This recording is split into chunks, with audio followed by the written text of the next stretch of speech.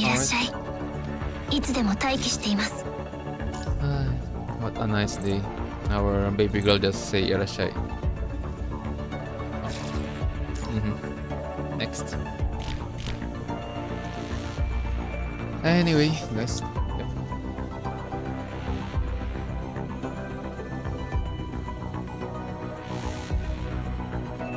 Let's continue. 指揮官さえいてくれれば、どんな未来が待ち受けていようとも、私怖くないです。私もっともっと強くなりますから。Chat. だから Hold on. そんなに無理しないでください。 Before we start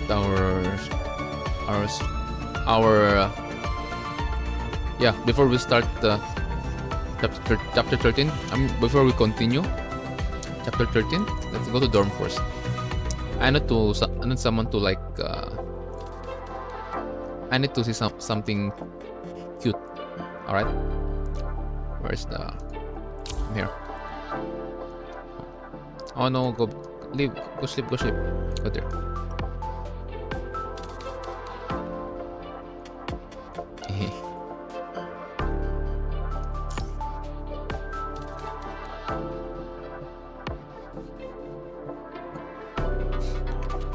Yeah, I need to see my baby girl's smile, chat. All right, we need to see her smile first before we continue chapter 13. One more.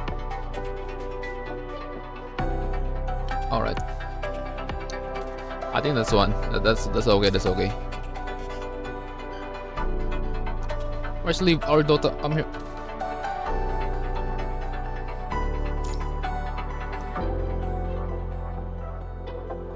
Must protect. Must protect. She must protect. Must protect. Must protect again. Alright. More. I want more. More. Alright. Let's chop it.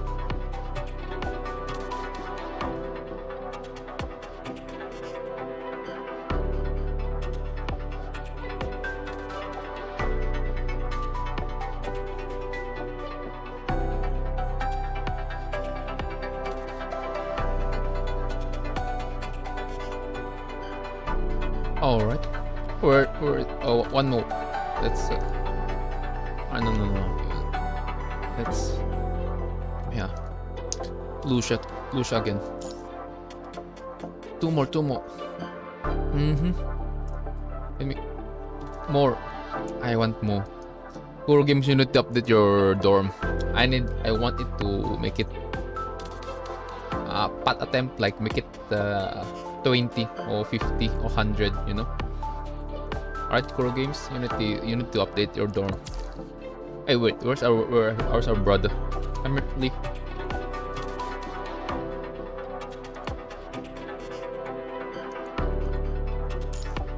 Here we go. Ooh, alright. One more. Ooh, one more. There you go. Very good. Oh.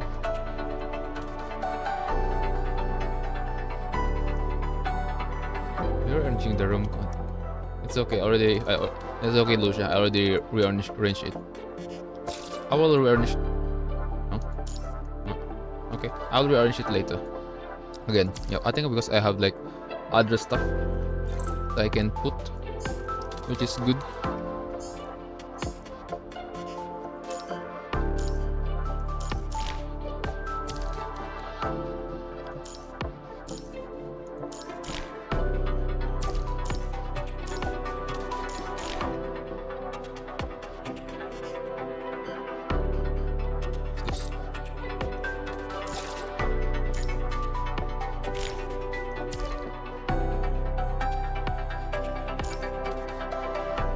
Alright, chat.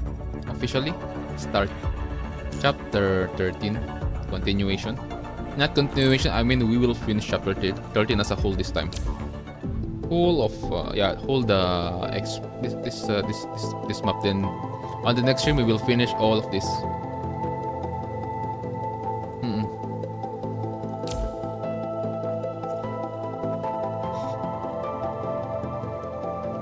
That's the first, right? Hold on, let's come back here.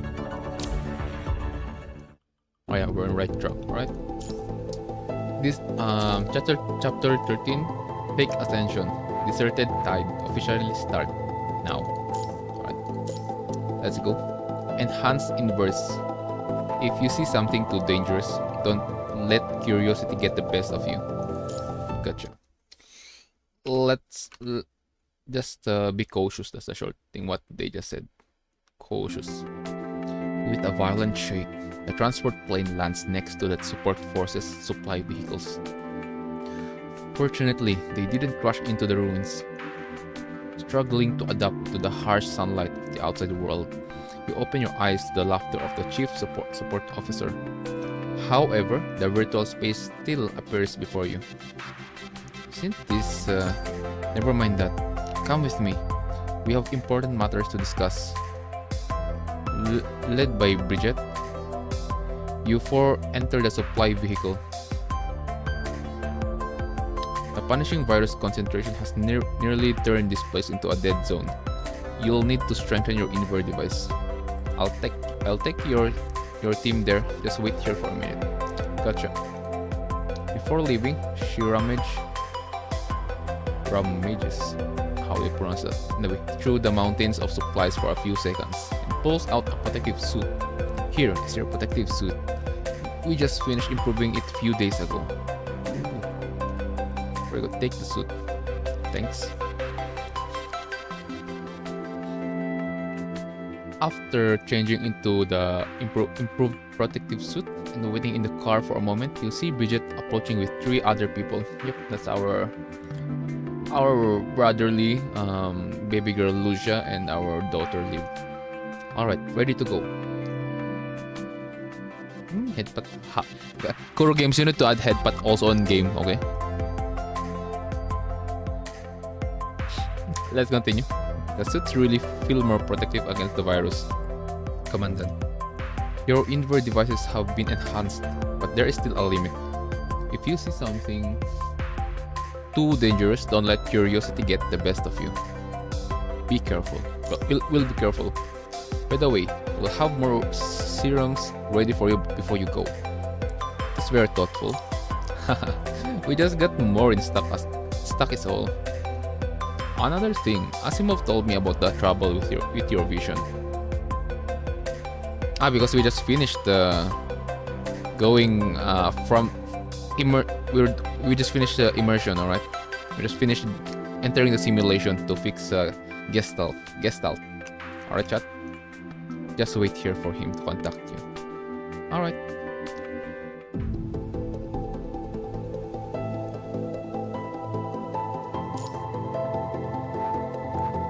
Restore clue. It seems that we will maintain this perspective until the end of this mission. Shortly after, Asimov contacts you on the comms as anticipated. Do you copy? I'm assuming you've disembarked by now. Disembarked. Yep. We're all good, chat. Just in time. There should still be visual interference from the virtual space, right? Don't worry about it for now. You disengage from the virtual space too abruptly, preventing the spear of FOS from shutting down in time, leaving the real-time virtual spatial data. Data generation in your cognition. Let me Google that. How what's the right pronunciation of that?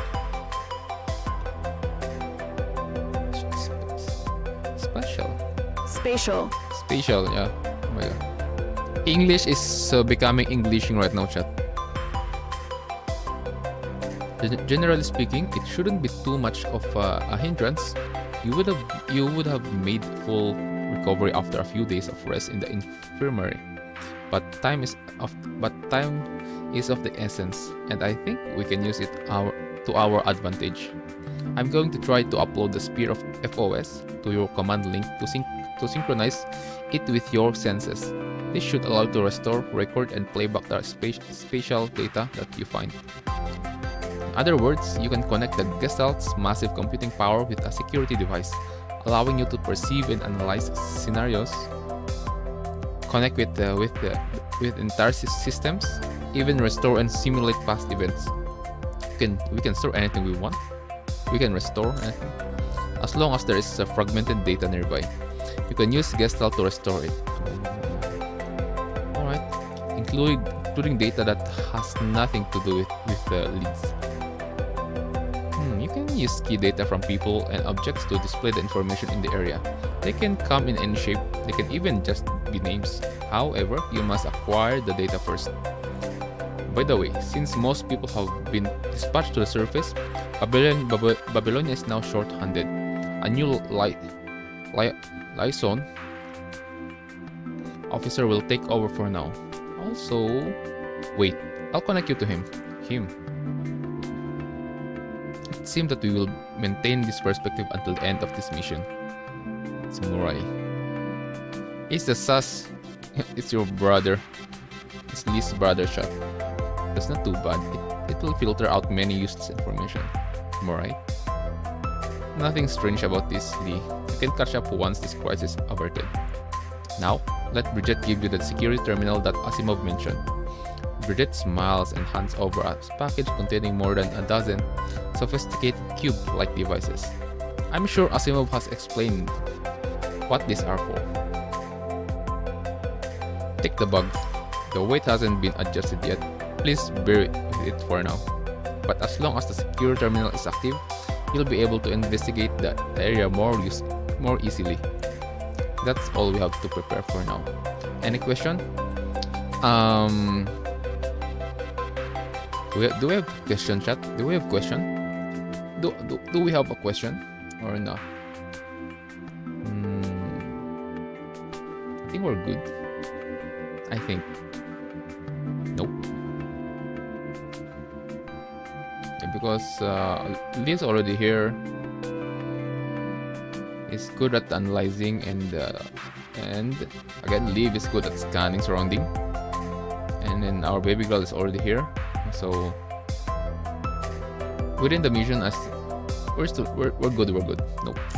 I wish you all the best. Alright, let's move out. Wait. Girl. I better double check your protective suit. Oh, looks like everything is in working order. If you want to go into more dangerous areas later, you'll need to enhance it with a few mods, but don't put them on for too long. It will take the breath right out of you, especially during vigorous activities. But I'm sure you're already familiar with the basics. Unlike those rookie commandant that forgot basic safety rules in the heat of the moment. I mean, it's kind of understandable for them, for rookies, because yeah, they're rookies. That's all. they're still like experience. They're still like gathering experience. Unlike us, we are the chief of FOS. Grey Raven is Bomba Club. Welcome to the stream, bro.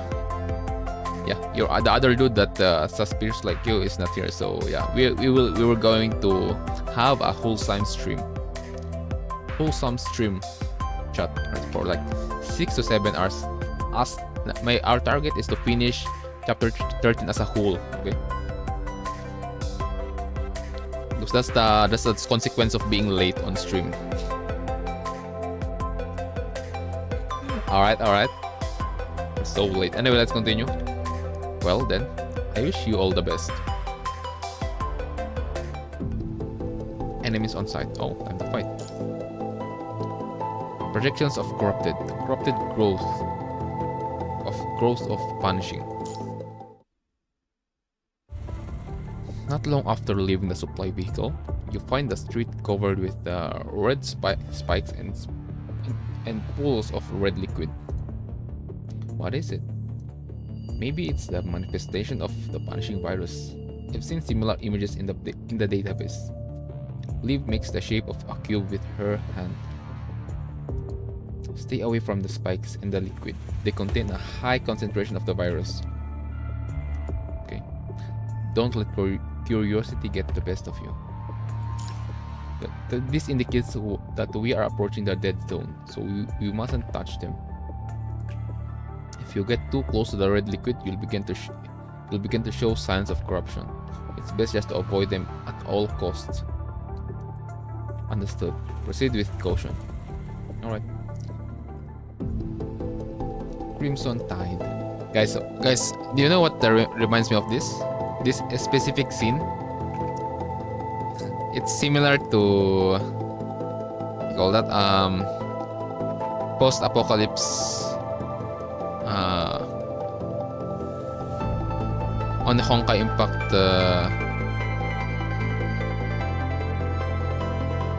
yeah, the other part of Honkai Impact, what do you call it? Let me just check. Post.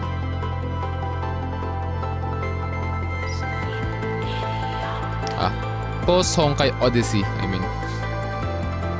Yeah, it's kind of similar. Not similar, it's more like inspiration. At least it's an inspiration for like to get a foundation for a story. Good one also. Crimson Tide. The four of you gaze into the red tide of life and death, just like how it gazes back.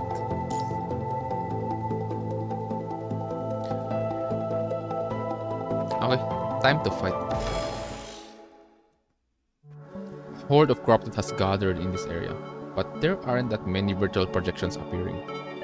Do we not have enough data? It's time-consuming to extract data from active corrupted, not to mention the sheer number of them. Then we will just have to clear out a portion of them. Lucia points to a group of rampant corrupted in front of her. These corrupted are blocking the street. Looks like we have no choice but to fight if we want to keep going. Everyone, prepare for battle. Engage. Lucia grabs her weapon and takes a step forward, but Liv looks nervous toward the northeastern side of Old Street. Liv, what's going on? Oh, so again, chat, Liv is our initiator on the mission. She's the initiator, mainly gathering info and support. So, if your initiator is curious to something, yeah, some stuff is he or she is seeing something. After we pass through Old Street, are we going to the business district? Oh, that's right. I just detected a high concentration of the punishing virus there, but now it's gone. Someone's following them, or bro got after got scanned, he or she noticed it, so bro like reposition. Interesting. High concentration of the punishing virus. Are there an ascendant here? Is it moving, or is something concealing their signal? While everyone deliberates over the issue, you will receive a message from Bidget. Hey, we just got attacked by corrupted. They destroyed a security terminal here. Are you all okay? We're okay. We're fine. Deja-vu. Oh shit. Signal. Suddenly, the virtual spatial data in your line of sight began to fluctuate violently before disappearing. Looks like our nearest security terminal was also attacked. Let's set up one up here. You take the cube out of your backpack and hand it to Lee, who begins setting it up hastily. You've been spotted by the patrolling corrupted. Commandant, ready your weapons. Engage. Nikke players, yeah. Rappi always say that, right? Engage. Too many corrupted here. We can avoid a fight if we want to set up the security terminal.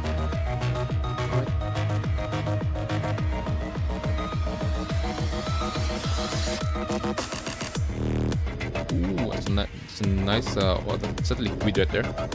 Oh shit. We will make sure Lee is safe. I'll leave the rest to you. Got it, got this. Okay.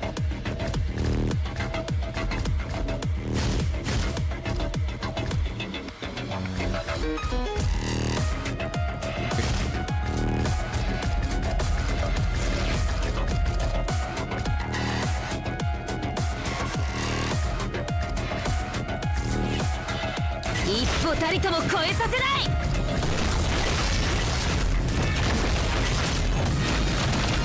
一歩たりともデバッグ完了。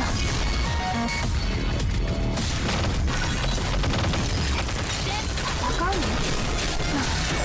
こういうのは本当に苦手なのよ。侵入開始。ルシア出撃します。侵入開始。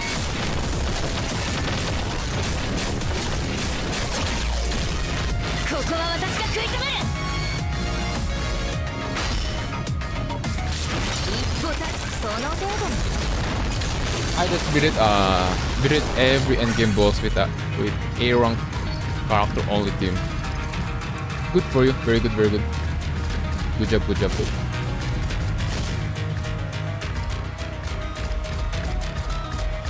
Oh, it's cold. Bridget, I suggest installing a backup security terminal. Better safe than sorry. I mean, yep.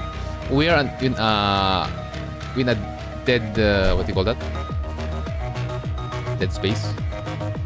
I don't know what, but in short, there we are in a place with high concentrated vanishing virus, highly dense corrupted. So yeah, we should always be cautious. And yep, good job, good word for you, Bridget. Because again, don't forget, Bridget is a support force. Okay, she's a support force. SF. So yeah, prioritize safety. All right.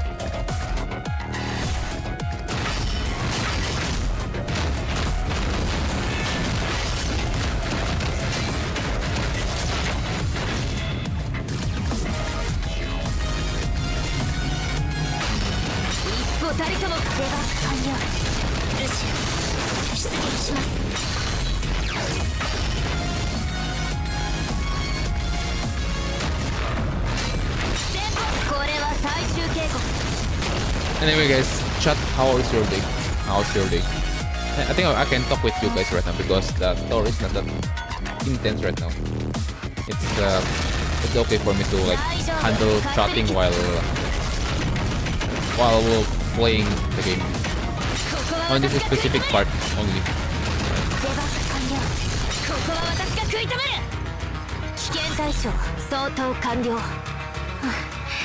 勝利の感覚は最高ね。 After finally putting an end to the danger, Lee finishes setting up the security terminal. Security terminal activated. Establishing connection. As the terminal signal reach full strength, the virtual projections begin to become more apparent. Sigh. Whew. Alright. Sigh. There's a lot more corrupted than I anticipated. Why are so many of them gathering here? Let's continue to investigate the ruins here. There may be some clues. Before Liv... Alright, someone's here. Before Liv can finish, the expression on her face drops. See? I've detected a large concentration of the vanishing virus 10 kilometers away. And it's approaching quickly with a size that's big. We're going to be devoured. Is it coming from the high viral intensity region you detected earlier? Based on its path, it appears so. As Liv speaks, she quickly assembled a part of the reinforcement mods. Hurry and reinforce your protective gear, Commandant. Our enhanced inverter device can still hold out a little longer. Alright, gotcha. Liv helps you reinforce your protective suit quickly, and a sense of suffocation weighs on your chest. How long can we survive in this level of concentration with our current protective equipment? The probability of a successful retreat is 41.32%, but a high concentration of moving punishing viruses is sure to be accompanied by something more dangerous. Liv opens the small compressed air cylinder and connects it to the protective equipment. This small cylinder only contains 20 minutes worth of air. We need to hurry up and think of something. Breathe slowly. Try to extend the usage time. Can you chart the quickest escape route? It's moving way too fast. We won't outrun it. What can we do? We at least need to get Commandant to safety. Chat. Despite our baby girl got her memory got reset. She's still the same Lucia. Because again, she said before, can I be like Nanami? Can I be like Karanina? Or maybe it's Faber for like, can I be like Lib, who is most of the time shy of people? Or maybe Ayla, something. And the answer here is she is still the same as always, caring commandant, which is that's how much like important a commandant, like memory reset is not that powerful to how she like love. Yeah, there's not love right there. How she love a commandant. All right, it is Kuro Games. I know you're starting to ship something on WUWA, but yeah, try it on PGR. All right, because on how you end the story on chapter 12 and when I go to chapter 13, you just go straight saying that that's what happened to Lucia and we're done next. All right, you didn't like have a bit like talk commanded to talk to Lucia after her memory got reset, start from zero, or maybe let's say you could have just done like a bit of let's say maybe 3-minute story about like what happened, like it just feels like Kuro Games like forgot about what happened to Lucia and just go straight to like Babylonia. Anyways, that's okay. That's also a learning for Kuro Games. All right, chat. If we are fast enough, there's no way a human can get away. What the hell is it? According to the pattern observed, it doesn't appear to be following an individual, nor is it expanding outward. It's like a tide heading straight for us. Think it might be that the red liquid we saw on the street, but liquid can flow upward. There must be something we don't know. How high off the ground is the tide? Currently 4 meters, give or take. 4 meters. Okay, we need to go to a building. Can we evacuate to higher ground? Scanning for building over 4 meters. There's an abandoned hotel in the south with solid floors above the second level.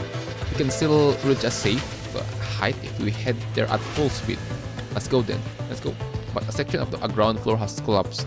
I don't know if the stairs are still intact. It's our only shot. Even if we can take the stairs, we can still need to get up there.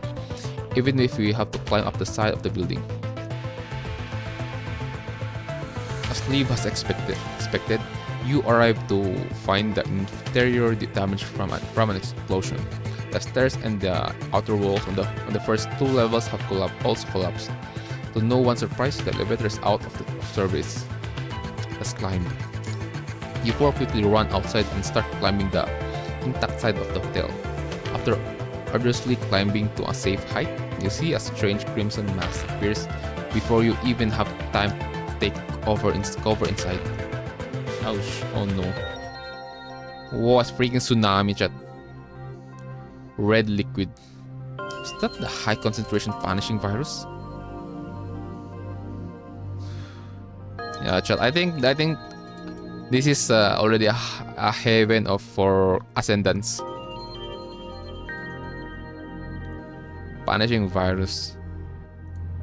It's like a rising tide. The 4 of you look out into the distance of what appears to be a tide wave of blinding red liquid surging toward you, flooding the entire street in an instant. The vicious red tide crashed outside the hotel as if it wants to climb the stone wall you are scaling. Giant waves swell upward, splashing on your backs. Watch out! Every one of you continues to climb up the building in a hurry. Even though you are fully protected, direct contact with the red liquid still inflicts symptoms of corruption. This odor, as the scarlet liquid envelops your vision, the full odor of coagulation blood fills your nostril. Quick! Into the hotel! You climb up the wall using using exterior decorations and hoist yourselves into the hotel through a nearby corridor window. Alright. Okay. Don't mind my voice, okay? Because I just finished taking a bath and my throat is dry. Looking down, you see the scarlet liquid pouring in from the damaged section of the building, filling up to the second floor. You have yet to stand firmly on your feet, and the alarm on your cylinder buzzes to indicate that half of the oxygen is already gone. It seems that your climate significantly increased oxygen consumption. Calm your bit. See, that's how experienced our commander is. On this situation, commonly humans will just go panic mode and bro inhale all the oxygen, and bro die. And our commander, yep, just relax. Nothing will about to happen if you just panic. Alright. The viral concentration here has returned to a level suitable for our regular equipment. Seems like the lethal concentration I detected originated from this red liquid. We should be fine as long as we don't fall into it. I'll take off the enhancement modes. Leave them on for now. We still aren't sure if the concentration will increase again. Let's deal with the signs of corruption first, then head to higher ground as soon as possible. Then you can remove the mods. Alright, gotcha. Guys, if our daughter just said, yeah, don't remove your protective suit. We will not remove the protective suit for like whole day, okay? If you say don't remove, don't remove. We don't want to make Liv angry, alright chat? And even our baby girl Lucia. I mean, if a brother Liv will angry, bro will shoot. Bro will become American. I can do it myself. The protective suit is too heavy with the mods equipped. Also, the access port is on your left side. Just let me do it. I can do it with one hand. But Liv ignores you.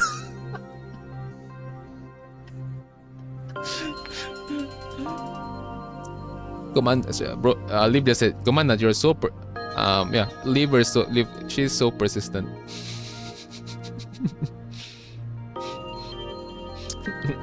Liv ignores you and takes out a vial of serum. She pinched the access port to prevent the virus from entering the protective suit. Then inserts the vial through the port and injects the serum. See chat, that's how she can. I mean, I don't know. No, I don't know how much she like. Until now, Lucia is still the one who have the highest, like, you can say love commandant. All right.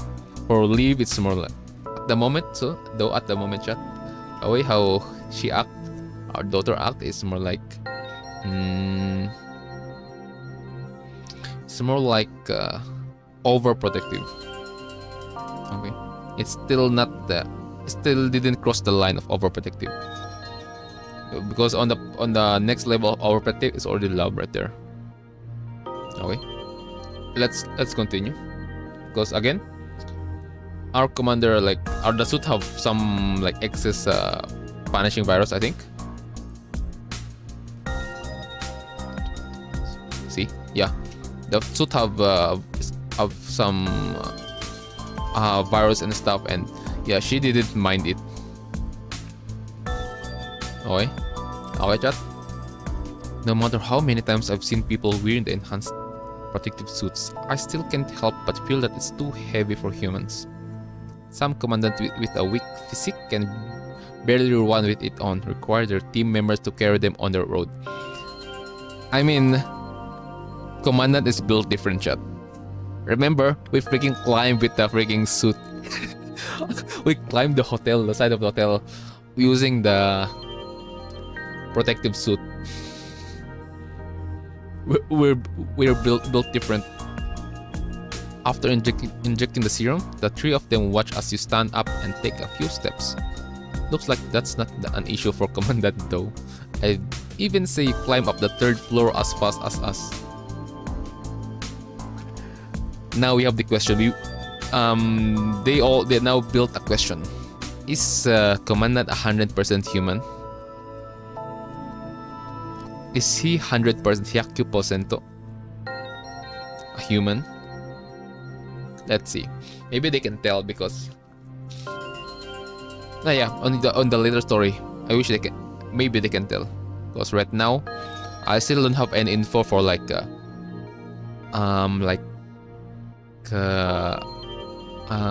what is commandant?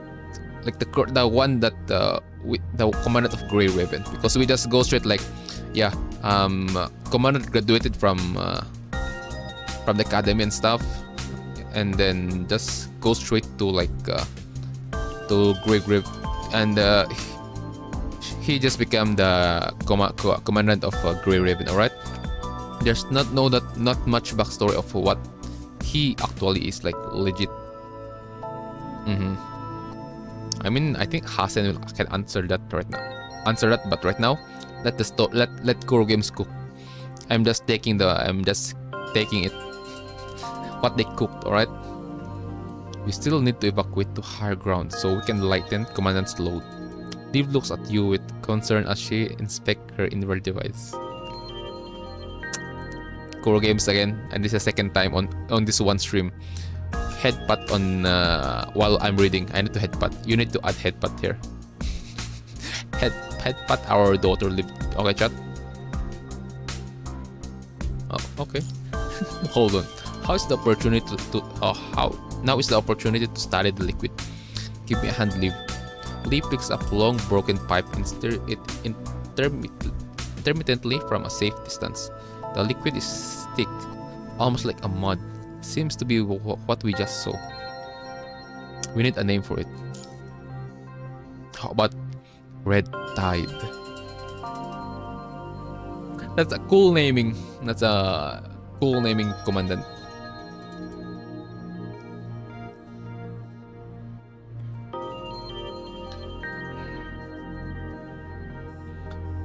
Just soloed a max power bubble tower boss.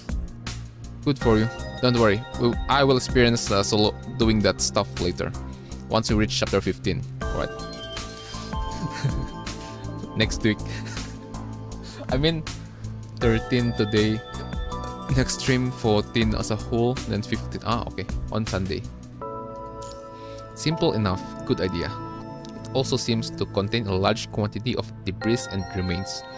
Looks like it swept up quite a few corrupted on its way here. Is it recycling their bodies? Oh? Okay, so second thing. It's alive. The freaking Red Tide is alive, chat. With that smell, I'm afraid these remains aren't just corrupted. Yep. There's also construct on there. Oh, also humans. Lucia stops herself, but it seems like the rest of you have already arrived at the same apparent conclusion. Liv shakes her head, trembling slightly. She looks down at the Red Tide and attempts to analyze it. What? My cervic equipment appeared to be malfunctioning. This is the worst case scenario, chat. This is the worst case scenario. Equipment of initiator, a support malfunction on this situation. Yeah, this is a worst case scenario. Lamau. Again, this is support. A support here on this mission is so important, and I think if Lucia equipment can be fine, it's fine if her equipment is malfunction because it can be like solved. But support, yeah, with a human commandant, yeah, that's yabai right now. You can get a reading. It's not that my reading are exactly what everyone has said. The Red Tide contains a high concentration of the punishing virus and a large number of corrupted remains. But the punishing virus appears abnormal. Liv looks at the analysis terminal with a solemn expression, as if she is considering how to summarize the results. They're proliferating like biological virus and exhibiting parasitic behavior. Maybe my server equipment is just malfunctioning. No, Liv. Greatest support from one of the great support from Babylonia malfunctioning, equipment malfunctioning. There's no way, right, chat? Only possibility here is that, yeah,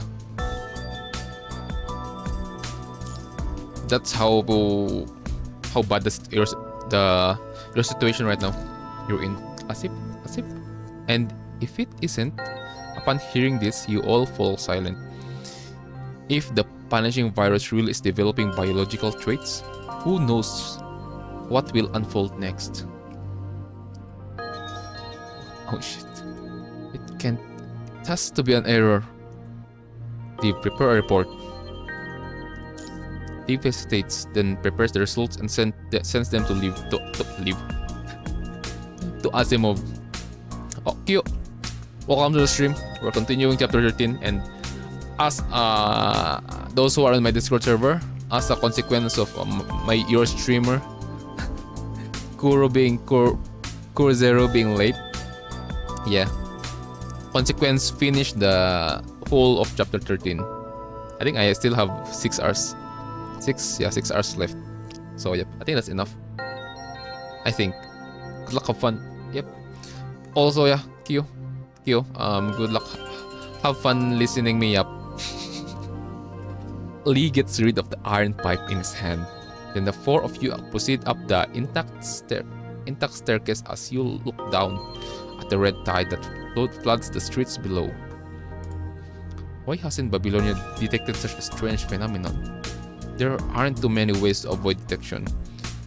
Either it was hidden too well before, or it's rapidly expanded in a short amount of time.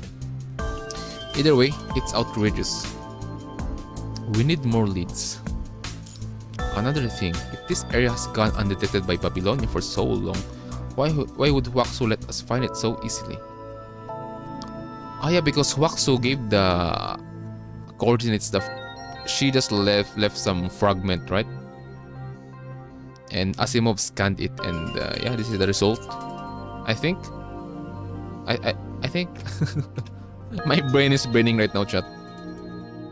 You mean to say Huaxu leaked this location to us purposefully? See? AI again. Let's talk about the Huaxu. She have been repeating saying that you don't have the like highest like permission to command Huaxu, right?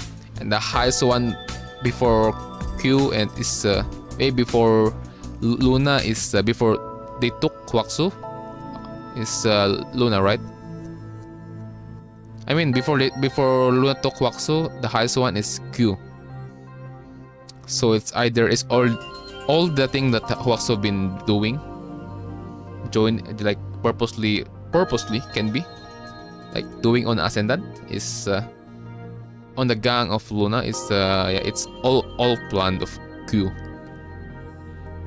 Because again, the highest authority within Huaxu before is Q, before she got stabbed.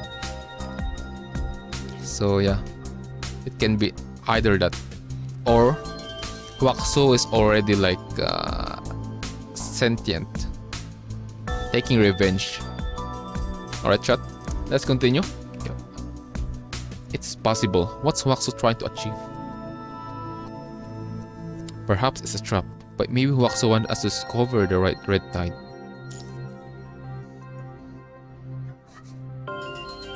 The 4 of you once again shift your gaze to the red tide outside the window. The sunlight shines on the mysterious scarlet sea, casting a silver glow on the surging waves. You know, chat, what I like think like when I'm about to like say surging waves, withering waves.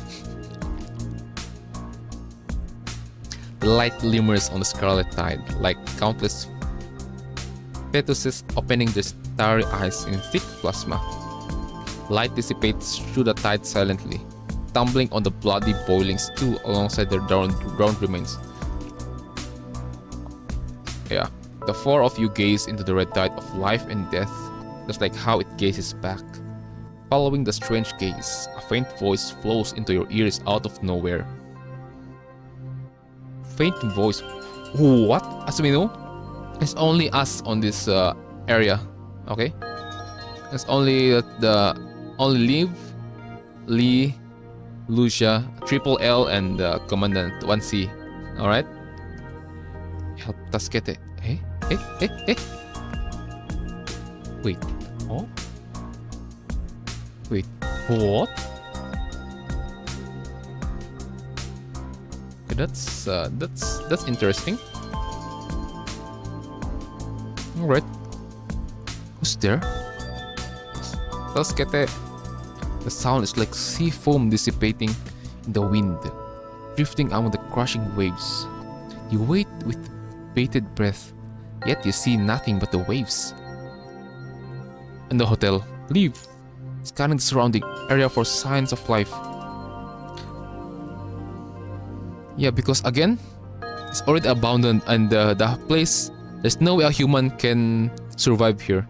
Constructs maybe, but inverter device have limit. And again, this place have thick. It have a like thick. There's so many corrupted here, and second, punishing virus is so severe on this area.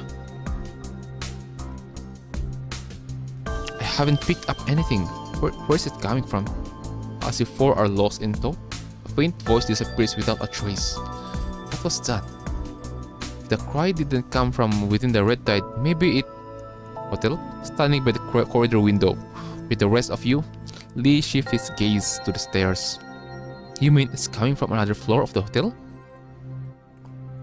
Wait, someone's here? Wait, what? Wait. Okay, let me just lock my door. There we go. Don't mind if you see me like putting my hand on like above, yeah, because my lock is above on top of my door. So weird, right? I did it on purpose though. Let's check it out, yeah. Like, what's going on? On it.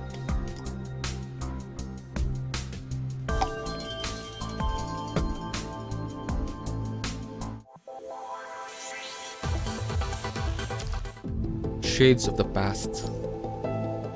Looks like this commandant must have been dead for over a week.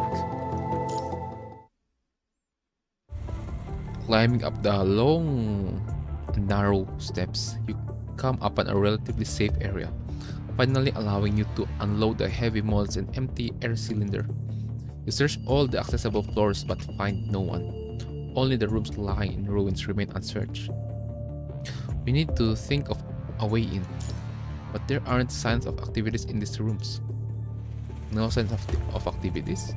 Correct. Maybe the person that cried for help is already... I can't reach Bridget, and we can't get away from the red tide. Well, let's still check them out then.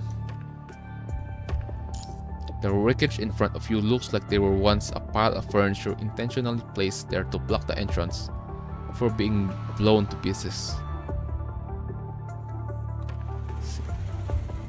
Our commander is so observant. He is good at observing. Looks like there were once a pile of furniture intentionally placed there, and there's a sound on this hotel, on this place that we are in right now, before being blown to pieces. Let's clean up the debris first. The four of you use improvised shovels to clear out the debris in the corridor.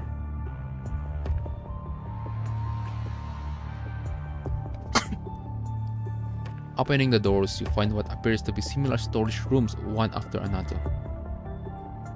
In the last room, all daily necessities are littered throughout, accompanied by stacks of storage boxes.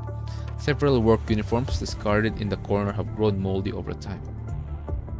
An old polymer screen that seems to separate a changing area from employees stands resolutely in place on the other side of the room. Lee steps over scattered objects and pulls the screen away. There's someone. What is it?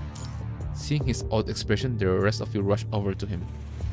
Behind the screen, you see a construct and a human in commandant uniform. Wow. What's a construct squad from Babylon doing here? They aren't the ones calling for help. Well, help. They weren't the one calling for help, were they? Looks like the commandant must have been dead for over a week. It's the construct. Wow. Rest in peace. Condolence for commandant. I heard from another squad leader that a squad came here on a mission but never returned. Is this them? Do you think there are any others? Had we recovered the virtual projection? Yes, but we're already out of range from the security terminal. We should set up another one here to boost the signal. Alright, it should be safe here. We'll leave it to you, Lee. Lee nods, then he pulls out a security terminal from his bag. Oh right, any response from Asimov? Not yet. There's a lot of signal fluctuation here. We'll have to wait. You know to leave and quietly watch Lee operate the dedicated security terminal. Wait, again. Are they the same person who saying help? The same, yeah, that construct that we just saw, that Lee just saw right now. Security terminal operational. Select an area to retrieve data. Just retrieve data from the last day they were alive. Acquiring target data. Complete. Generating image from data. Complete. Okay. Under the influence of the spear of FOS, you see two constructs and a human commandant appearing in the room. They lean wearily against the wall and place the hollow screens from their terminals in front of them. There were 3 of them. Looks like the other one wasn't here by the end. Relay our coordinates to Coco. Have her meet us here. She'll be able to find us anyway. Why don't we just let her figure it out? Yeah, Figure it out, What, being stupid? His voice sounds familiar. Huh? Where have I heard it before? The commandant ignores their bickering and continues organizing data.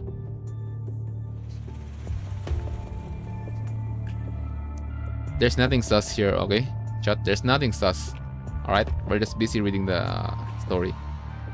Bickering and continues organizing the data, seemingly long familiar with their squabble.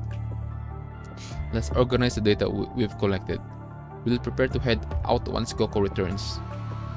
The stern male constructs furrows his brows, and nods, then begins opening up the mess up of data on his hollow screen. Make the hole bigger. Bro, move on already. We're not on chapter 2. We're not on chapter 12, alright? We're not on chapter 12. The blood-like liquid roller and I discovered nearby, showing signs of punishing virus evolving biologically. The last recon team investigate is still missing. Maybe they've been absorbed into it. The punishing virus evolving. Another squad is missing. Absorbed into it. Information from this one sentence enough to fill the 4 of you with the same dismay as the 3 people in the projection. And this is like long time ago already. And again, we just discovered Commandant and the Grey Raven squad just discovered it just now. Just this specific day. Oh shit. And we know how fast the construct adapt. If the corrupted adapt, then it's all, and then they can be like punishing virus can be like faster or maybe kind of a bit slow, but the way they evolve is like severe for the construct. We sampled that liquid just a few days ago, but it's now 3 times the size. It's increasing its size with what? It can cover an entire block now when it gushes out of the ground. Gushes? Does it still recede like the tide? I think calling it a fountain is a bit more accurate. That may have been true a few days ago, but now it's turned into a tide. Holy moly. That's how tiny it is before. before the Grey Raven appear on this place, chat. Found is a bit more accurate. And now it's a freaking red tide. Blood tide, something like that. Punishing virus already like a tsunami. It's 4 weeks ago. Where is it? Because again, Liv just said about the dead commandant. I think she just said that yeah, the commandants have been dead for like 4 weeks already.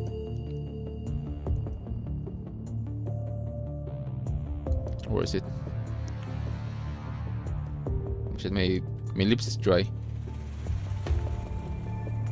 Anyway, let's continue. It takes longer and causes larger cracks to the surface, but it still recedes into the ground. We must inform Babylon of this news. The evolving punishing virus is a bad omen. Not to mention that it keeps expanding. Bro almost said... Chat, don't mind my pronunciation, okay? My English is Englishing sometime. And my nose is still itchy. So the red tide was originally hiding underground. No wonder it's gone undetected by Babylonia.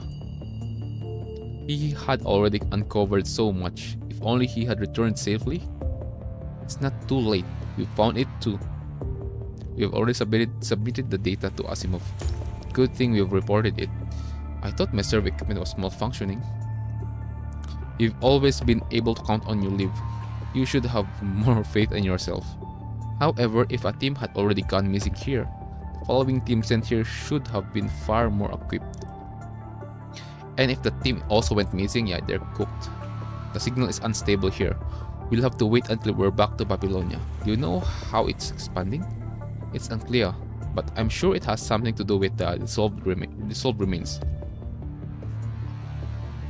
So the red tide, yeah, the red tide is every time it consumes something, it like dissolve it and the virus expand. So again, because that freaking virus is mixed of again, Liv just said a human. Also, it can be construct, and it can also be some dead corrupted. All right. So recycling. Holy shit! Damn. The mill construct roller. Oh my god. My lips so dry. What the heck?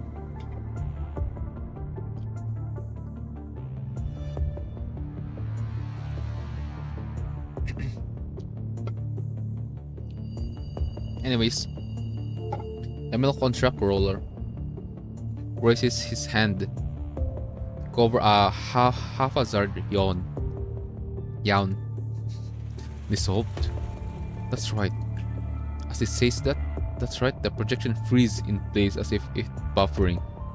A signal is being jammed here. We need to return to Babylonia earlier as possible. When the projection resumes, the two constructs at the table stand up and prepare to leave per their commandant's order.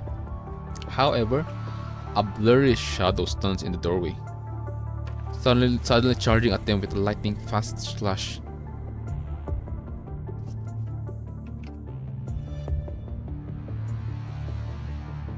Blurry shadow. Again, the Ascendant is the one who used punishing virus as their opportunity to get more power, and the group who have the most amount of Ascendant is Luna, right, chat? Yeah, because she have Gabriel, Lamia, she have Roland, she have Alpha, which is this can be this place can be their heaven, or their like camp. But as we know, even the punishing virus is hiding underground. Coco, you! He opened his eyes wide in horror as he looks at the dark figures before him, and falls to the ground limp. I can still get over of Liv's face, chat. Good job, Illustrator. The one who designed Live.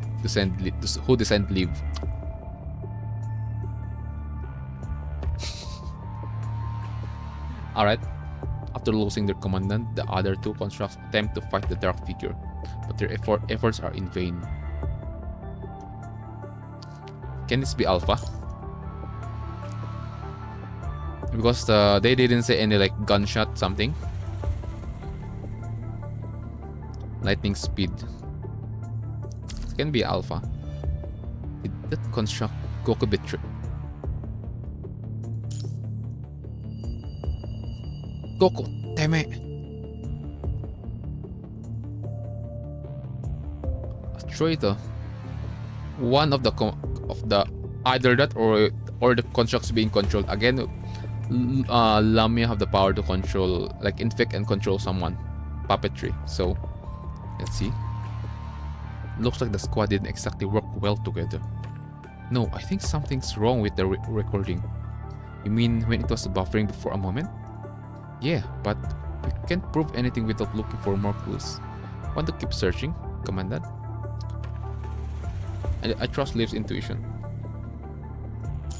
Alright, let's keep looking. Damn, Piper. They seem to be lured by the sound of the flute and submerged in the sea of crimson.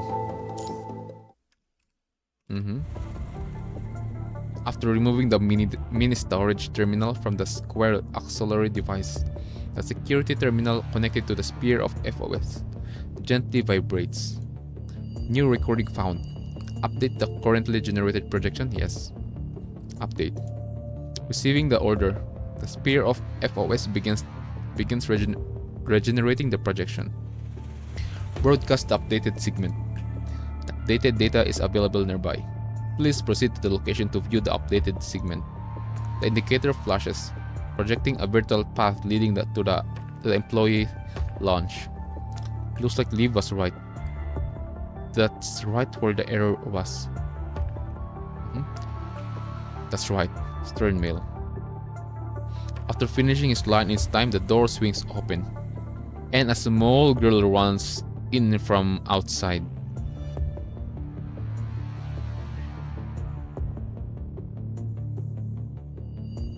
Who are you, Dare? A mechanical block floats around her. Mechanical block. Alright.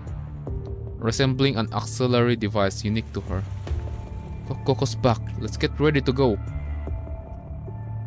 Listen, I made a big discovery. What is it? I discovered that the red tide retains the consciousness of the dead and can speak. Wait. Red tide retains the consciousness of the dead and can speak. And when the red tide came in,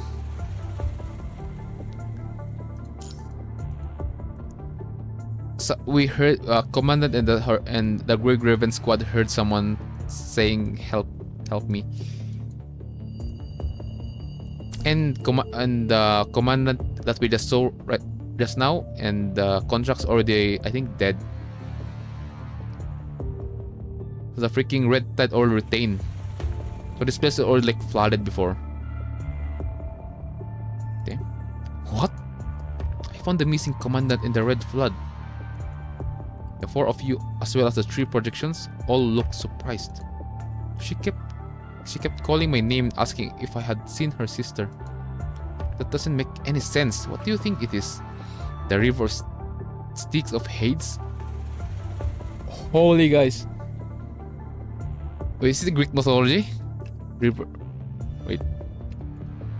Styx. Styx. Yeah, Greek mythology. All right, are we going to adventure? Are Kuro Games adding? Because in Nikke they combine the Norm and Greek mythology, and even Bible, the book of Genesis, of Eden. Damn. All right, interesting. Kuro Games, you're going to add the. different mythologies and on the story. That's good. That's also a good way to increase the information that you can give to your players, like adding stuff outside only, like not only like I mean getting inspiration from different mythologies. That's good. That's good.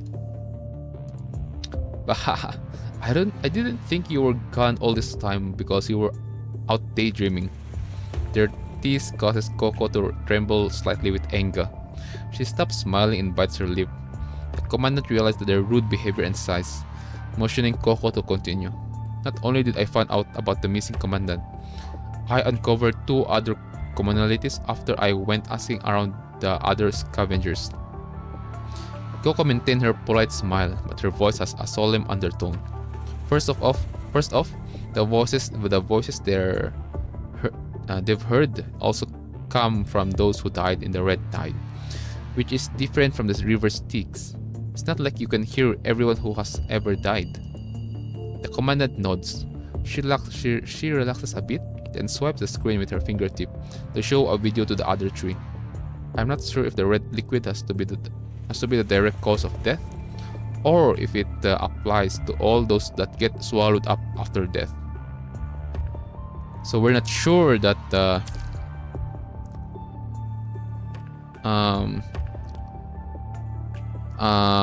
everyone who died on the, I mean, if that's how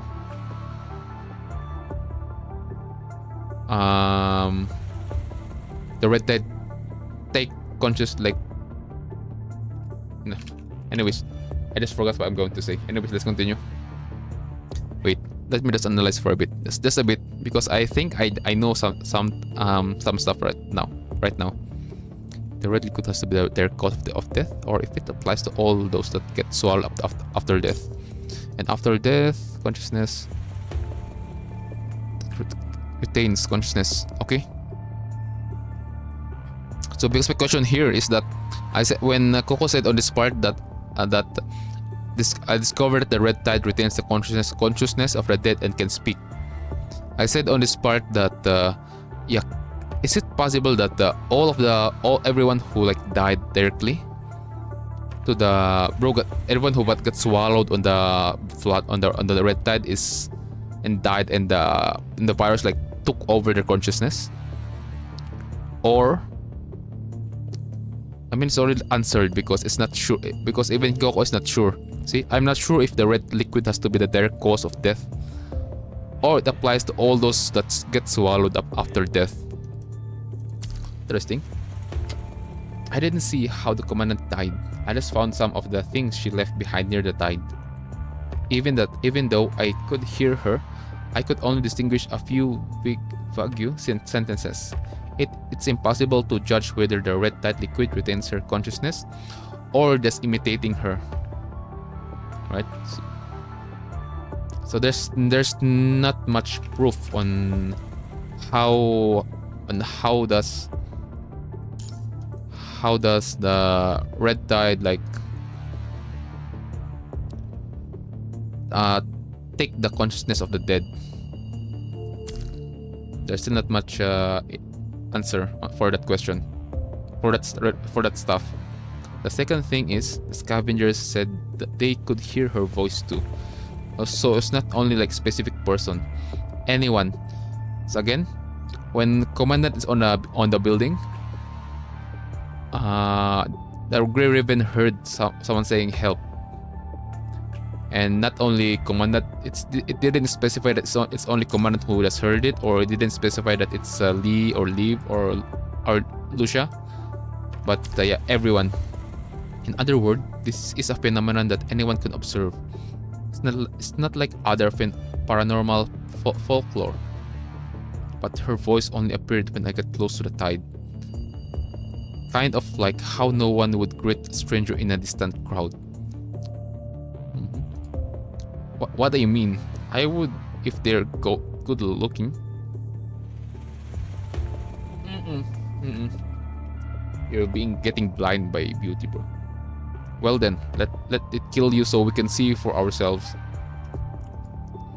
Hearing this, Roller drops his mat and looks down at the ground. With that, the room falls quiet. Hold on, chat. My the dog is not mine. The dog on neighbor is so noisy. I think it's a husky. Let me just close my window. All right. Chotomate.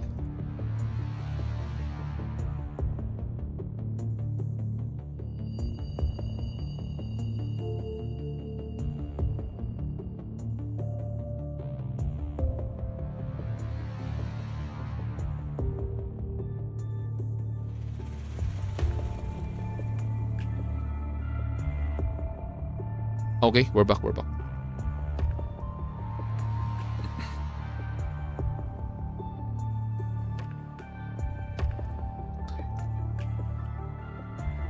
All right, let's prepare to leave.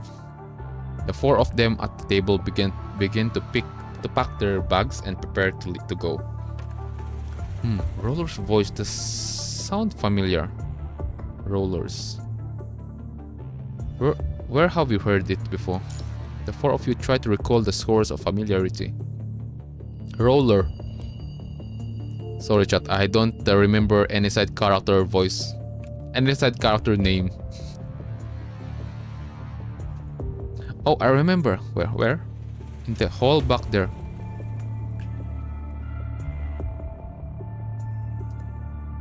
What?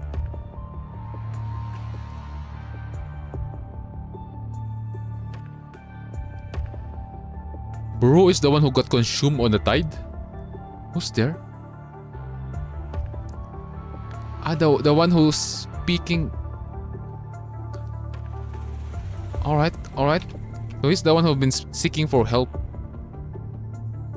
Let's see if he's already dead. He got devoured again. But because we still have this question if the how the the red tide where's that?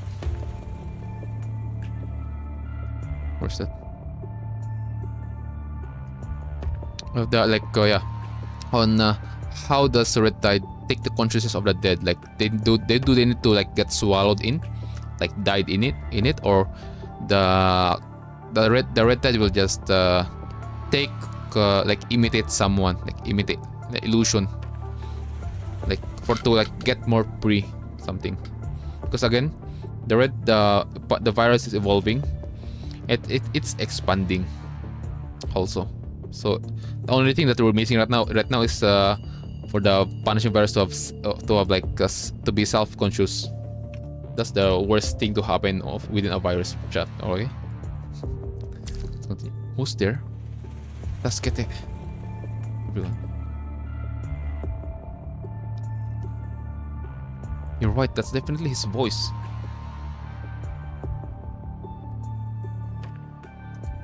How can this be? Did he end up dying in the red tide?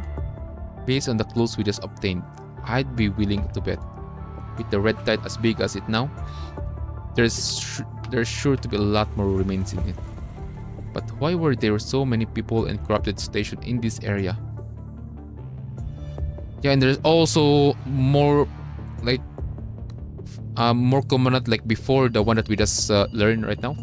Because as Kokoda said, there's more commandant who gone on this place. And the brothers they died. Is it like they're luring? There's like their purpose like making them come here.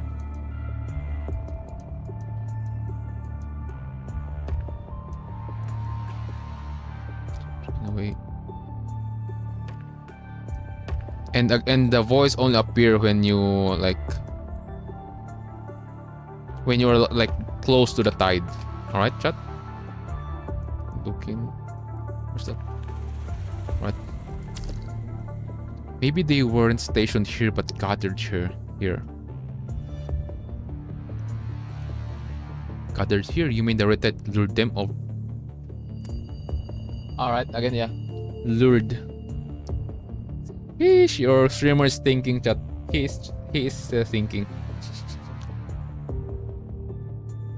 Just sometimes if I am like curious to something, I forgot some stuff. So yep. So yeah, Red Ted's luring because it's looking for prey. Lured like Pied Piper? Pied Piper? Yeah, it's nothing. Just an old children's story. What's it about? Just as Liv is about to explain, the four of you hear the sound of a door collapsing. It's fucking Lamia chat. It's Lamia's here. The one who like manipulate. A new projection emerged from the darkness. Somehow her figure is blurry, but you can still clearly see her mermaid tail. Lamia. Corrupted, kill her. However, the construct stand little chance against the Ascendant. See, there's no way this is not their because again, Huaxu gave us the coordinates on the fragment after Asimov scanned the fragment that Huaxu just left behind. And punishing virus is the source of Ascendant's power. And just as I said before, on like a few minutes ago, this is already a heaven to Ascendants. Okay, chat.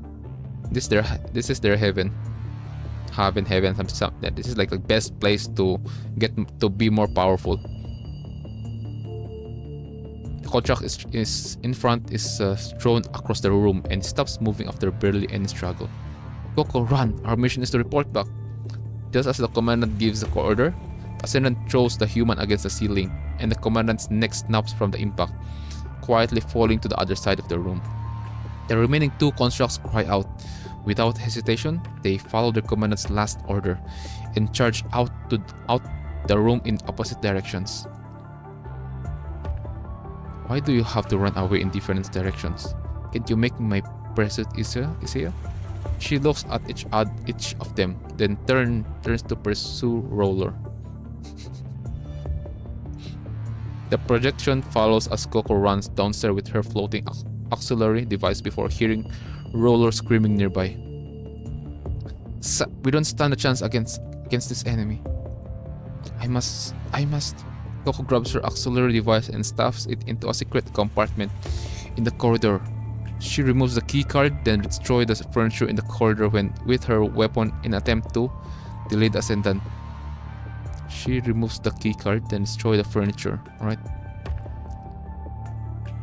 as she stuffed the auxiliary device into the secret compartment, the projection disappears, unable to see what happens next. You can only hear the recorded dialogue from the two of them. Missing something? How did you come out of? Wait, how can a corrupted look like? How can a corrupted like you talk? So this is the first time they encountered Ascendant. I mean, because again, chat, when they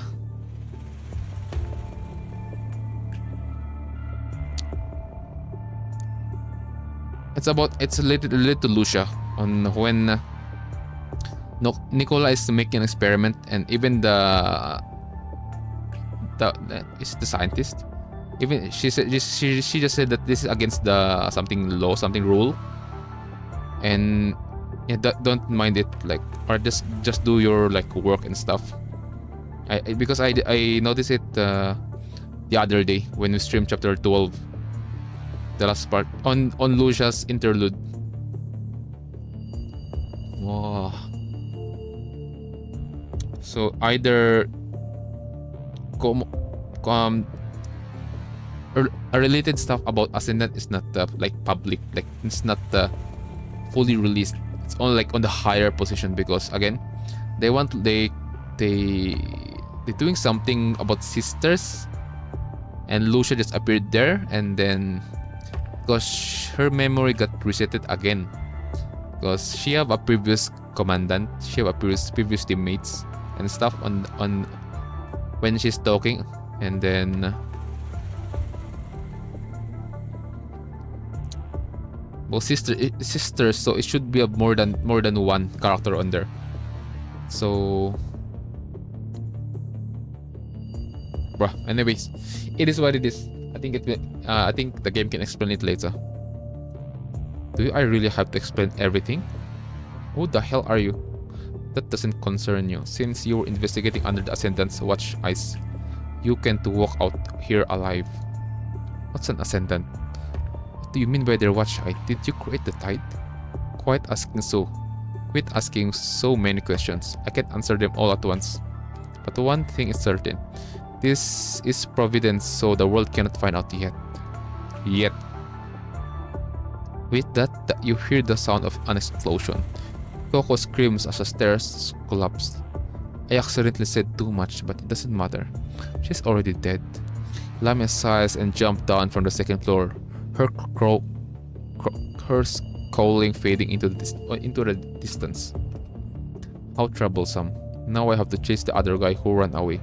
But I'm sure he hasn't gotten far with that injury. Did you say under their watchful eyes? If Waxu is here, I wouldn't be surprised if the Ascendant base is nearby. That may have been why Waxu was brought here in the first place. Do you really think they're working together? It's like before.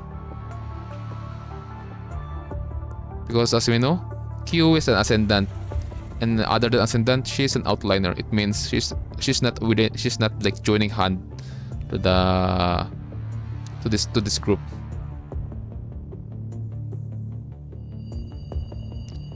Or this event or could it be that this event already happened after they took Waxu?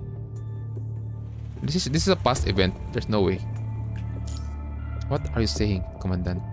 You mean Waxu intentionally leaked the Ascendant's location? It's possible. At that moment, your comms indicator flashes. Hey, looks like we've finally reached you. Is something wrong? We lost contact for so long. I was starting to get worried. Not to mention, we detected a large red mass heading straight for you. We thought we were going to lose you too. I've been worried sick. It's okay. It's okay, Bridget. Daijoubu. We are the MC. Don't worry. Losses us too. Yeah. Everyone died. Yeah, we've already lost contact with a lot of teams due to the poor signal, or because of that red liquid. Can you tell me what's going on? That way I can tell the other teams to stay clear. The red tide, eh? Just like you said, Waxu most likely let Gustaf discover these coordinates. Since the Ascendants want to use the red tide, their base must be nearby. I mean, which place is not the best place to make a base other than here? Because one thing, your Ascendant source of power is already here. Second, the punishing virus adapting and it's expanding, and it know how to hide.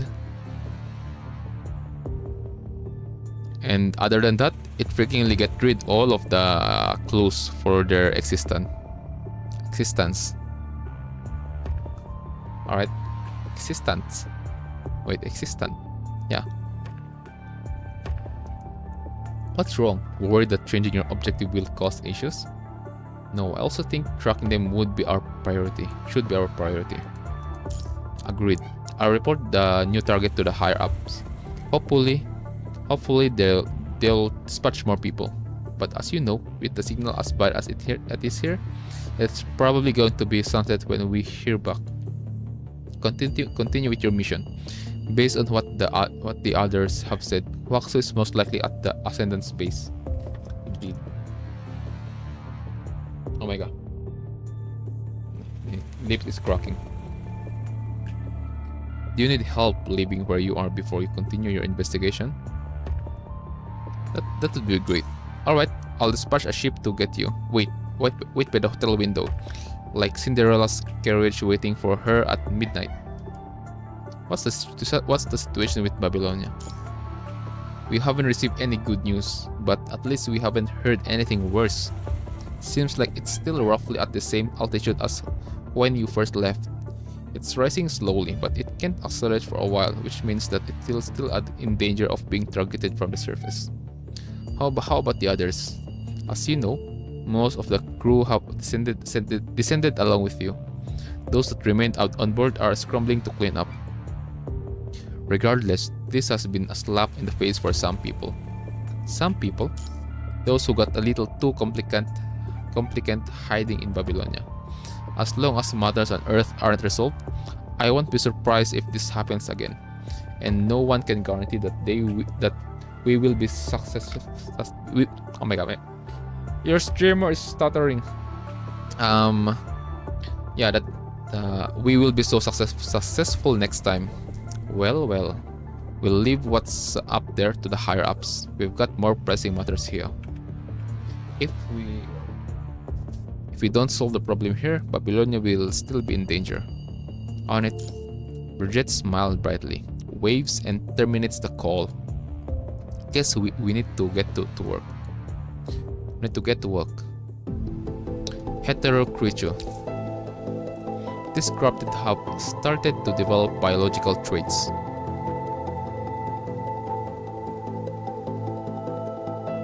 Simply calling them corrupted would be inaccurate. They're already starting to evolve, chat.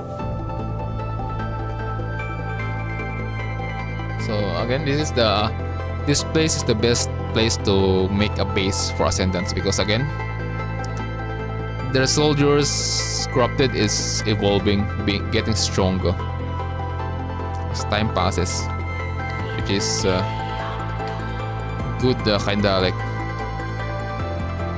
yeah, this is a best place to hide. Oh, let's continue.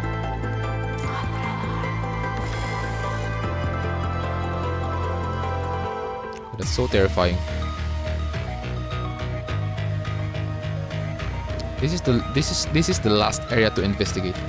Hope we can find a clue.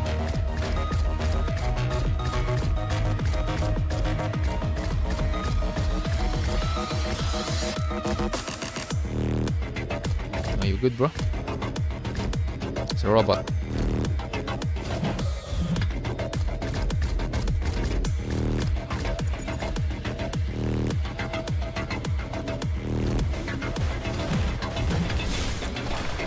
Something's wrong with this corrupted. Let's knock it out first.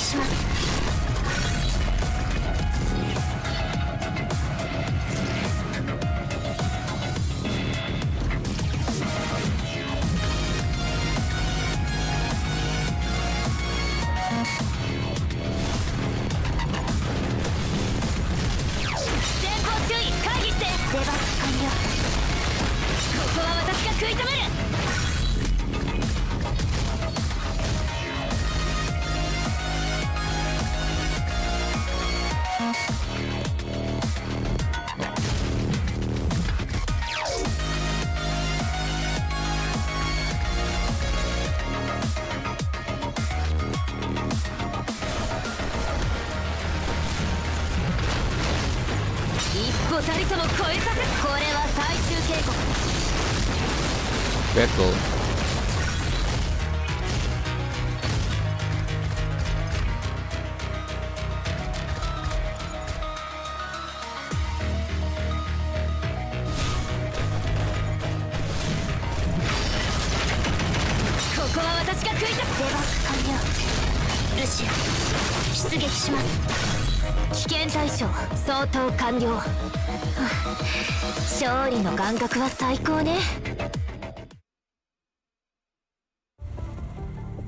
With your combined efforts, you have defeated the last of them. However, among their familiar mechanical bodies, you find some unfamiliar corrupted. What are these things? Looks like the fused corrupted on the train. Does this have anything to do with the Red Tide? We still don't have enough intel. Lee, can you use the Spear of FOS to restore their memories? I'm trying. I can pick up their data, but it can't be deciphered. Are there any other clues? Once we watch the final segment, this area will be clear. Let's proceed to the next area. At that point, your comms indicator flash again. Finally, I breathe through. Are you alright? Yep, we're okay, we're okay. Daijoubu, we're fine. I received Bridget's report. We really should prioritize tracking the ascendants. Is there anything else to report? Get out of here. You're distracting me from my work. Sorry, I'll be leaving shortly. Why are you two together? Well, we lost contact for so long. I was starting to get worried. I noticed you sent a report to Asimov through the survey channel, so I thought I'd come here to see how it's going. Asimov, we've collected some new samples. Good, send them to me. We also found some new corrupted. New corrupted? If you don't mind, leave. Not at all. After receiving the sample data from Liv, Asimov furrows his eyebrows in contemplating, revealing an expression you have never seen before. He stands up suddenly and runs to the other side of the lab, as if searching for something. Then you hear the sound of a cup overturning.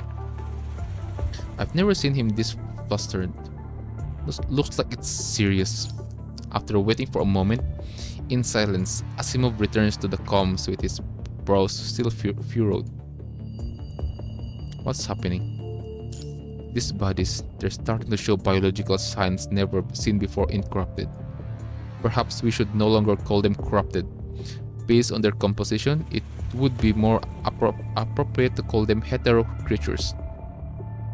Hetero creatures, hetero core. Alright. Having forms.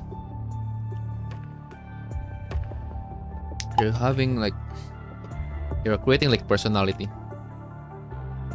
They're evolving biologically? Correct. However, based on the intel you sent back, there are still a lot of unknowns. But after breaking down the components of the red tide by their functions, we can determine that it closely resembles the primordial ocean on Earth. So the hetero creatures are born from the red tide. We still can't say conclusively, but given how related they are, it is highly possible.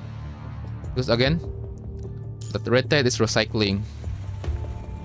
It's recycling all stuff that it frequently devours. That includes human. How large is the red tide now? It can already cover an entire city block. We've also used the Spear of FOS to uncover records of a missing squad. We've only just sent their discoveries back because of the signal issues. Hold on, let me just... My freaking window just opened. So weird. According to them, the red tide was more like a red fountain previously, and it was and it was hiding underground. But in just short amount of time, it turned into a rising tide that could submerge an entire block. Asimov lowers his head and shifts his glance from the report on hetero creature to the information in the missing team. The rate of expansion.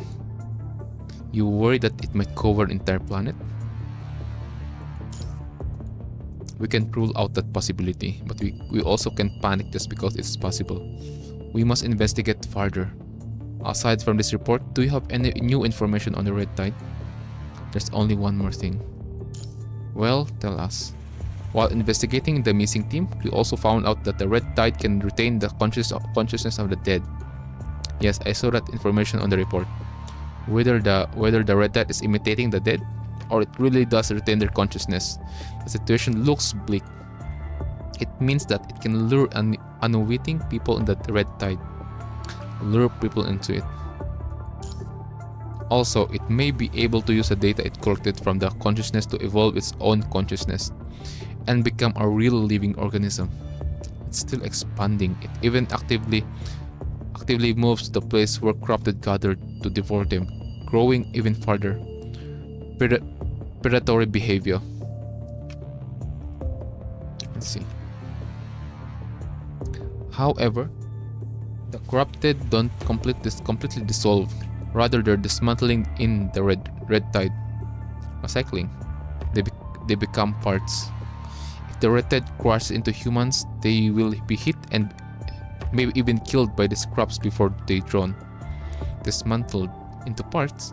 Is it because they can't be dissolved, or Asimov keeps his unproven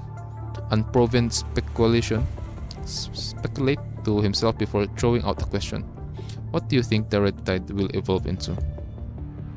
It will accelerate the spread of the vanishing virus while continuing to expand. Is that all? Is that all? Morai nods.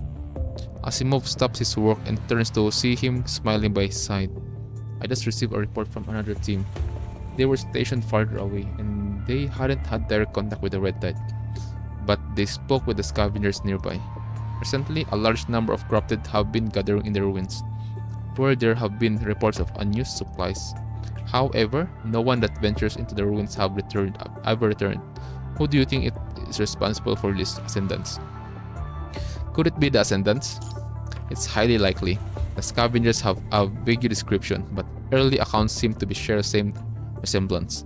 At this rate, even if Waxu didn't lead us here, we would have investigated this area due to the rumors or the sheer number of the team that would have gone missing here. This means they have trump card in their hand. Once it matures, they will have something as powerful, if not more, than the Ascendants. Matures. They needed to keep it a secret in the past, but now they're no longer afraid of people spreading rumors or our squad gone missing.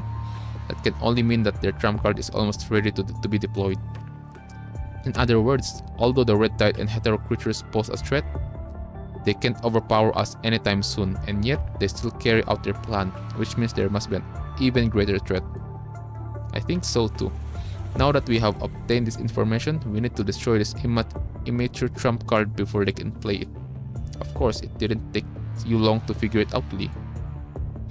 Anyone would have come to the same conclusion with this information. But we don't have enough intel yet. Commandant Lee, please report back if you have any new information. Can you leave my lab first? Alright, no problem. I was just here because you look anxious from all the news on the Red Tide. So I wanted to coordinate with you on the new information as soon as possible. Sorry, I didn't mean to disturb you. Again, chat, Morai's getting info. And even President Hassan and Nicola is like curious, where do you get that info?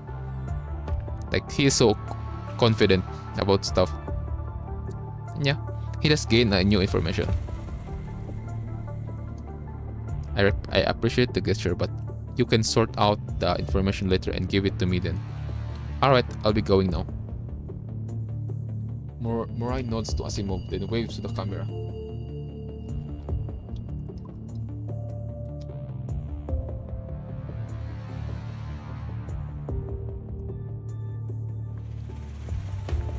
Careful everyone, especially you, Lee. Don't get carried away. Got it. Morai smiles and terminates the call, but right after that you see a familiar projection flash by. What is it, Commandant? I think I just saw Roll. They're here. He was chasing a boy. They are here, chat. Following the direction of the projection leaving, you see Roland smiling as usual while talking with a boy. Who's the boy? The four of you look at the boy, and who stares at Roland angrily and appears slightly injured. They don't look like their companions. Perhaps because they have distanced themselves from the corrupted at the scene. You only see them gesturing in conversation without hearing what they are saying. Suddenly, the boy angrily smashes his fist against the wall, forming a crack in the projected wall. Strength. Looks like the boy is a construct too. Their conversation does not appear to be a pleasant one. Despite Roland's situation, the boy runs to the end of the street, out of sight of the onlooking corrupted. At this point, the projections disappear. Let's go, Commandant. Okay, they are here, chat. Okay, interesting. Plunder and sacrifice. In order to survive, we have to decide what to accept, as difficult to bear as they are. That's the price. After defeating the corrupted along the way, the four of you finally reach the end of the street. Gather data, then pinpoint Roland and the boy. Acquiring the target data, complete. Generating images from data, complete. Alright, let's go. Back, let's see what happened. Using the Spear of FOS to display the projections, you see Roland smiling as usual while grabbing the young construct's neck. Ha, can't run anymore. There's nowhere else to run. The corrupted are swarming from behind. You can't take them out alone. He grabs the boy's neck to force him to look back. Even though the corrupted projections have been destroyed, the young construct still continues to look toward the other end of the street in anguish and rage. It appears that, while standing there, he must have seen a dire situation with many corrupted blocking their way out. Let me go. You're too weak now. It's not too wise to resist. I don't know what you're talking about. The pressure from his neck suddenly increased. His consciousness and voice slowly fade. Ah, hurts, doesn't it? Whether it be humans or constructs, life without ascension is too fragile. Astnet. Okay, I think that's what Roland just said. If you don't have Astnet, let me go. Oh, why do you still insist on resisting? Let me see the answer in your mind. A red current flows through Roland's arm, and the hand that is grabbing the boy's neck and surges into his entire body in an instant. As the corruption continues to rise, Roland is able to easily uncover the data within the boy's mind. Damn it. Relax. If you're not careful, I'll tear your mind to pieces. No, don't. I see. You were sold by your mother. Ah, yet another orphan. What? I've seen many others like you, all abandoned. They will be ascended, then saved from the sea of suffering. I don't need saving. It seems they have been misguided. That you've been misguided by what you believe is correct. Damn it. Even though Roland's word and corruption have filled the boy with misery, the young construct continues to struggle in resistance. You heard that she came here with other scavengers. Is that not why you applied to conduct a mission here? Are you using this as a way to find your family? But your memories of her were formed so long ago. Even if you see her now, you might not even recognize her. Mind your own business. Hearing the boys respond, Roland shows an unsurprising expression of contempt, then throws the boy into the collapsed ruins. Smiling, he slowly walks toward him. What a pity. After becoming a construct, your predecessors who took care of you was rebooted after being seriously injured.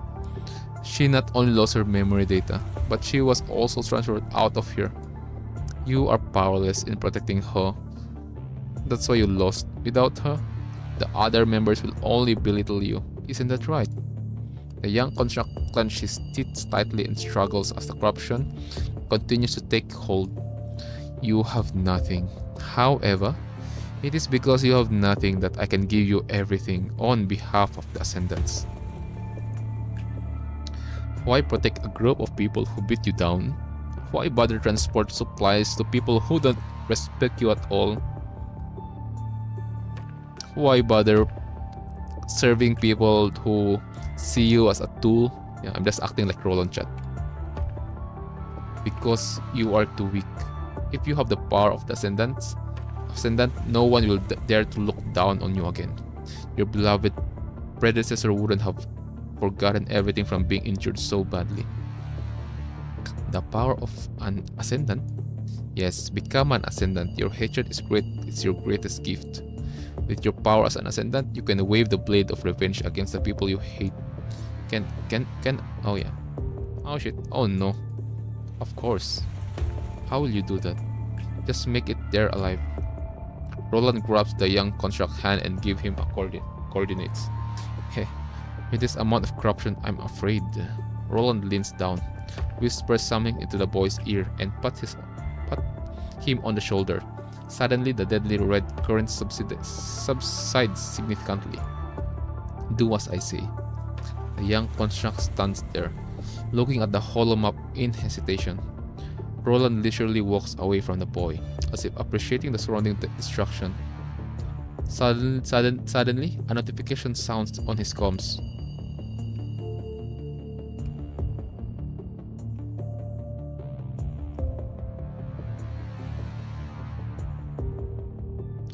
I just noticed my chat got got disconnected, Limo. But let me just have a test.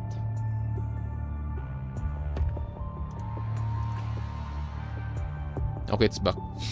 My comm is back, Limo. My chat. I just realized it right now. Yes, no problem. I just secured one. Where are you? Looks like I have to help you fill more vacancies.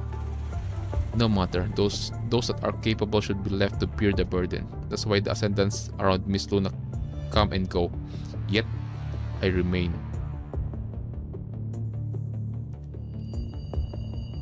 Those that are capable should be left to bear the burden.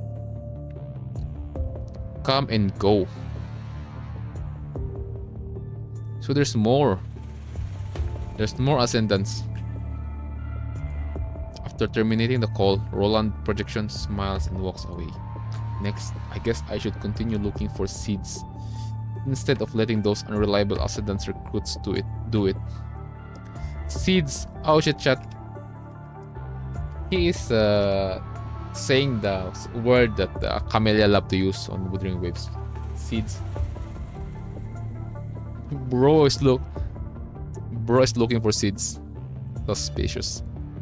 Did he say ascendant recruits? Well, it was recorded long a time ago. I doubt that he was talking to the ones who are familiar with the tone. But what do you mean by come and go? Thinking about what Roland said, you shift your gaze back at a boy standing still. You can see the general direction on his hollow screen. But it only shows this area. If only he had switched to navigation overview. But the boy does not switch to the navigation overview. Instead, he just lowers his hand and walks in the direction indicated on the map.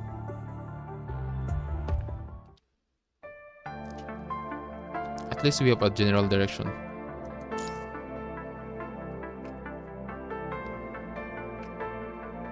Let's go that way first. I don't know what happened to the boy. Only we could see his record again. Yeah, I'll be looking out now. I will be looking out too. Are you worried about him? I can't help but pity him. But I also understand that there are countless teams like his. Liv puts her hand on her chest and clutches her fist. In this world, life and death are a common sight. But I thought I was used to it. It's good that you're not used to it. Life is precious. That's why people choose to hurt and kill another just to stay alive. But this only makes matters worse. As Liv said, everyone has witnessed many similar tragedies along the way. In order to live a better life, protect those important to them, or compete for military accolades, people bully the weak, plunder resources, and take lives. And they have long reduced qualities like kindness from strength to weakness. However, I still want to believe that there are many other teams with deep bonds like us. Liv's voice is so low that she does not sound convinced. There are teams with deep bonds, but this will bring new problems. Hearing this, Liv lowered her head in sadness. Deep bonds. And the other than Grey Raven squad, it's Tifa. It's with her squad. Yeah, I heard that some construct wiped their memories in order to prevent something extreme from happening, like what happened to Tifa. They wiped their memory? Yeah, they choose to rid themselves of the tortured memories of fallen comrades. In the years of treating the wounded, I have seen a lot of such things. They abandon their memories in order to live, in order to survive. We have to decide what to accept as difficult to bear as they are. That's the price. The price. Lucia looks at her hand, lost in contemplation. Back then, I was prepared to lose my memories, because there were more things I couldn't lose. So this is the price I paid. You had more things to lose? Lucia raised her head and smiled.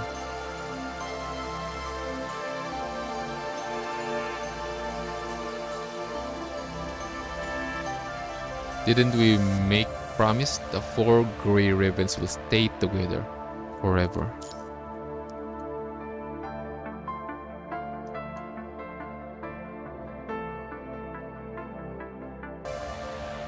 Price I paid. Yes, I'm having a chapter 12 flashback right now.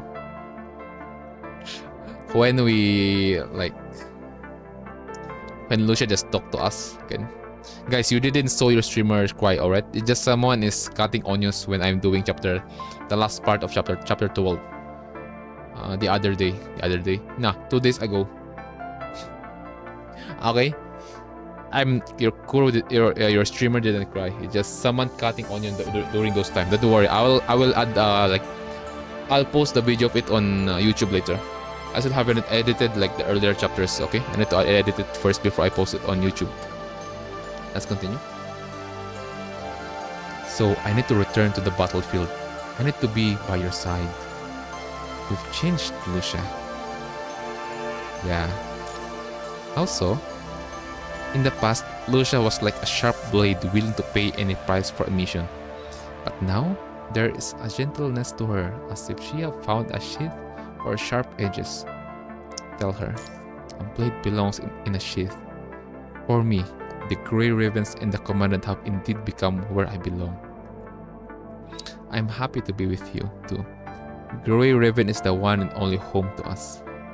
Although Lee does not say anything, the corner of his mouth raised into a faint smile. Lucia stands next to the three of you, although her gestures are still very similar to Lotus and Dawn before. She shows a sign of gentleness.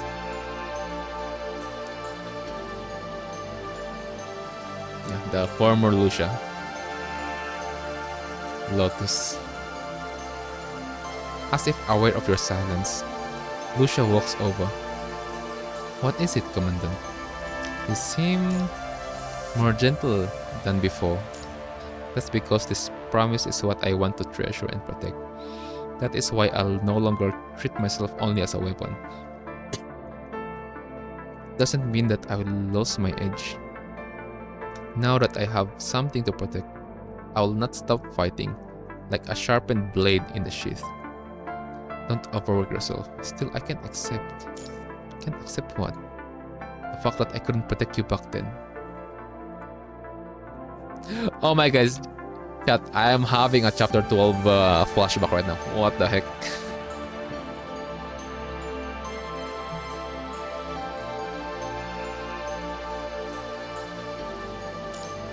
Thank you. Sighing in relief, she raises her head and her expression returns to normal. Lucia.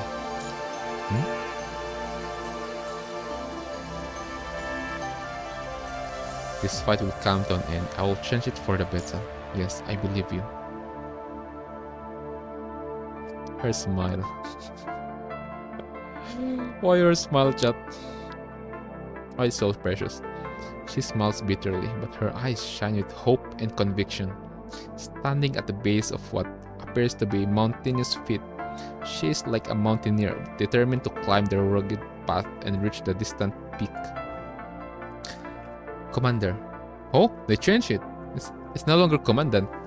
What? Alright, it's Commander now, chat, okay? I believe that this fight will come to an end, too. Even when that day comes, the 4 Grey Ravens will always be together.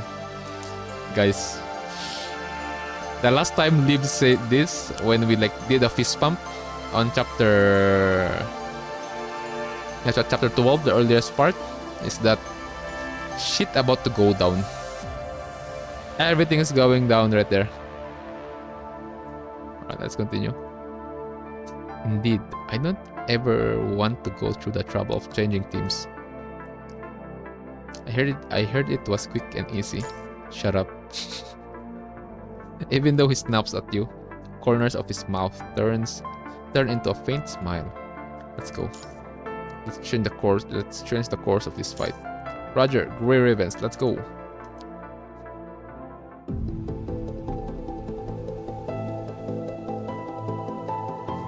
Past and future. Please don't hate me.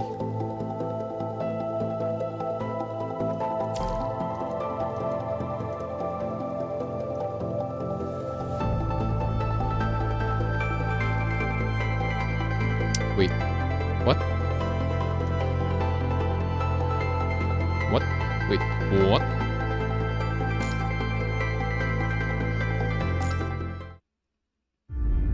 Not long after, pressing onward, a familiar figure appears among the projections in the ruins. Is that the boy we just saw? A boy stands on the lofty ruins, looking out at the destroyed block. He resembles a corrupted with the amount of broken parts on his body. He looks like he failed to become an ascendant, like Roland.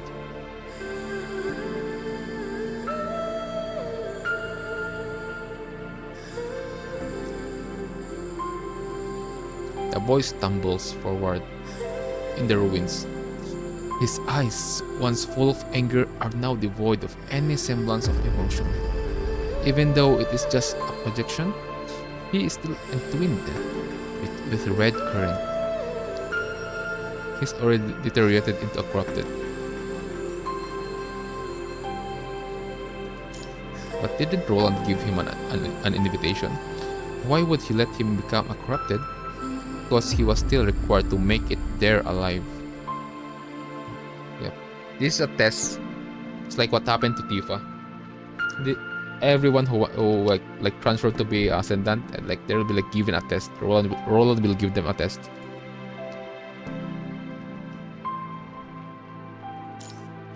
Looks like he failed. The young construct continues to wander the deserted ruins, occasionally looking at the sky and making some mechanical and meaningless gestures. Suddenly, a female scavenger stops by the ruins. Jet? Wait, what? Whether the young corrupted hears a name or simply loud noise, he turns around and staggers toward the female scavenger. How could you turn into a...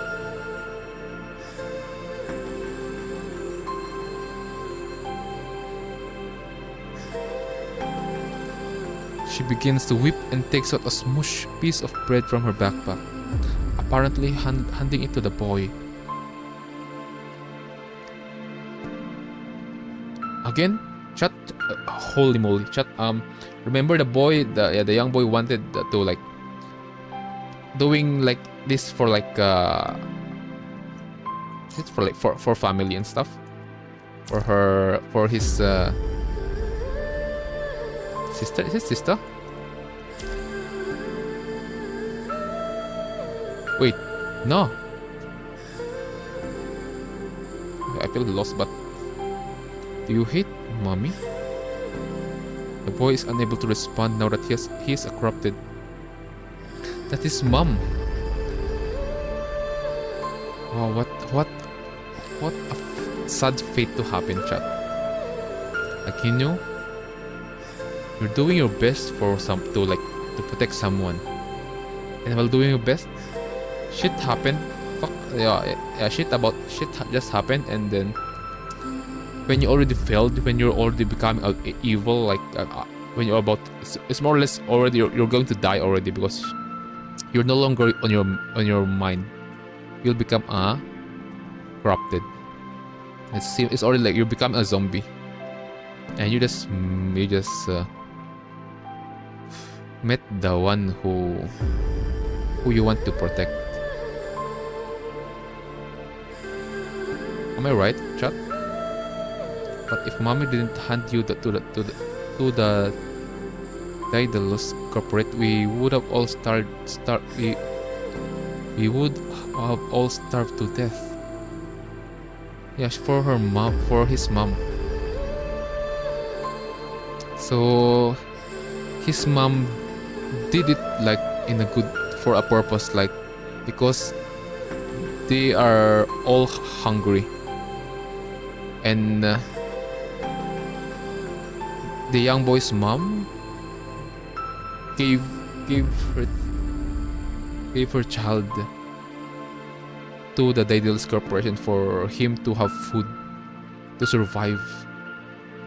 And you know what painful there, chat?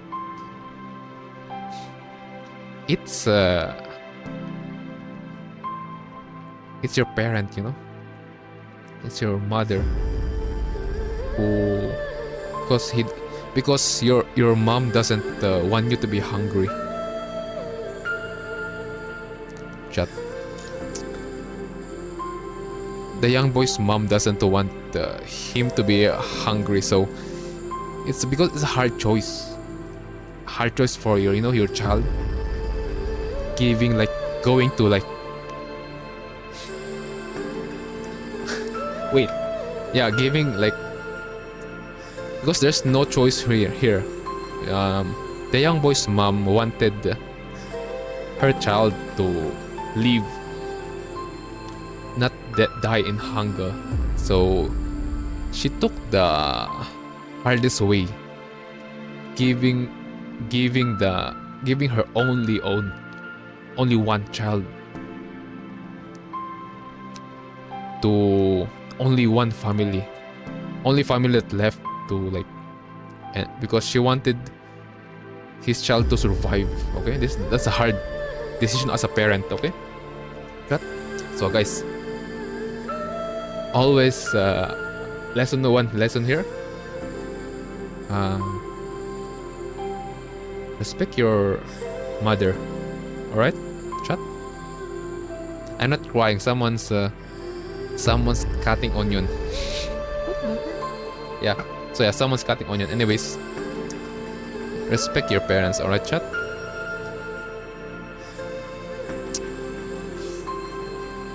And you know what's painful here, chat? About this child is he's about to become corrupted. The moment he saw his mother, the only family that he left, the only family that left, as she weeps, she becomes more heartbroken. But the boy still does not respond. Instead, he continues to walk slowly toward her. I heard some soldiers say that you are here on a mission, so I wanted to see you again. Saying that, she wept quietly. But how did you return into this? While his mother cries.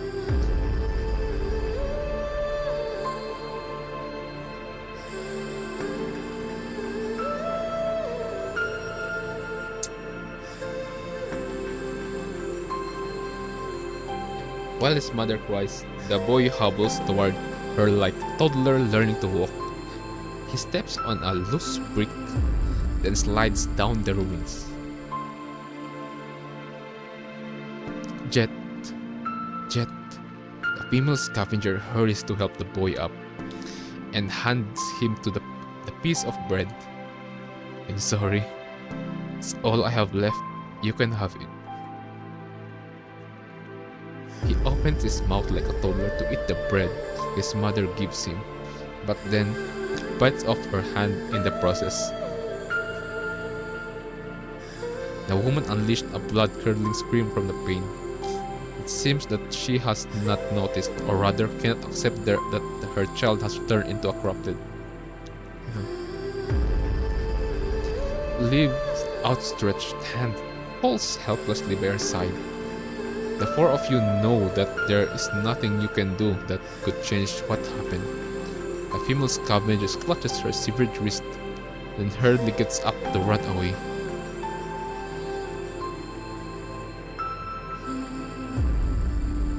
Why do you hate me so much? Mommy just wanted us to live, to survive. I simply choose a best chance of survival. I never meant to abandon you. The woman falls to the ground from the pain in her severed arm. Too weak to stand, she helplessly watches as her son approaches with each step. Mommy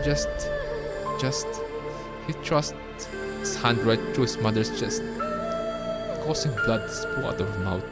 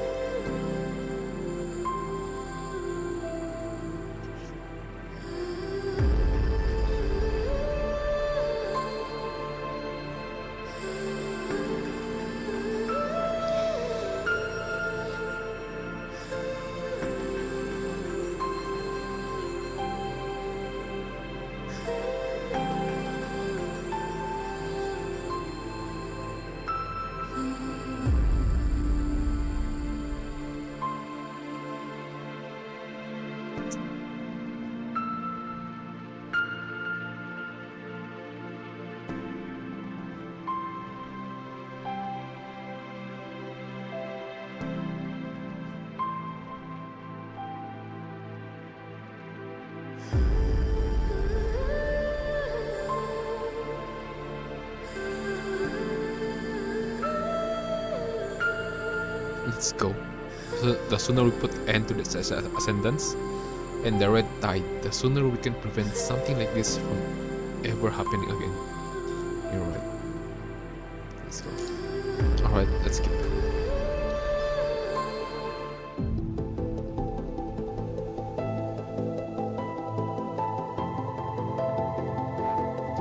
Chat, who just cut some onion here? Who cut some onion? Alright, chat. What?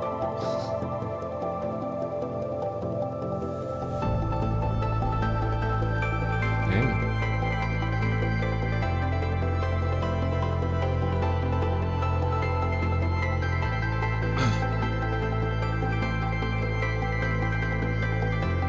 Yeah, chat. Yeah. Who just cut some onion?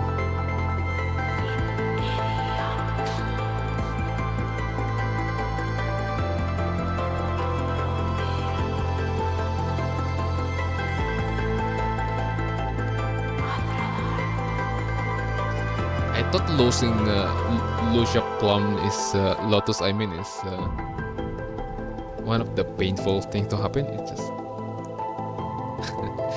guys, it's just side character. It's just a side character chat. The young boy is just a side character, but the story behind it is painful. Alright, let's continue, chat. Hold on. Who the heck just cut something?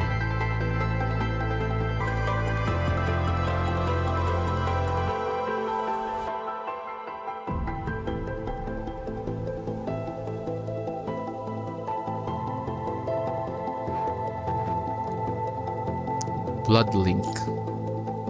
Will I become someone like her? We're almost done searching the area. Wait, let me just relax.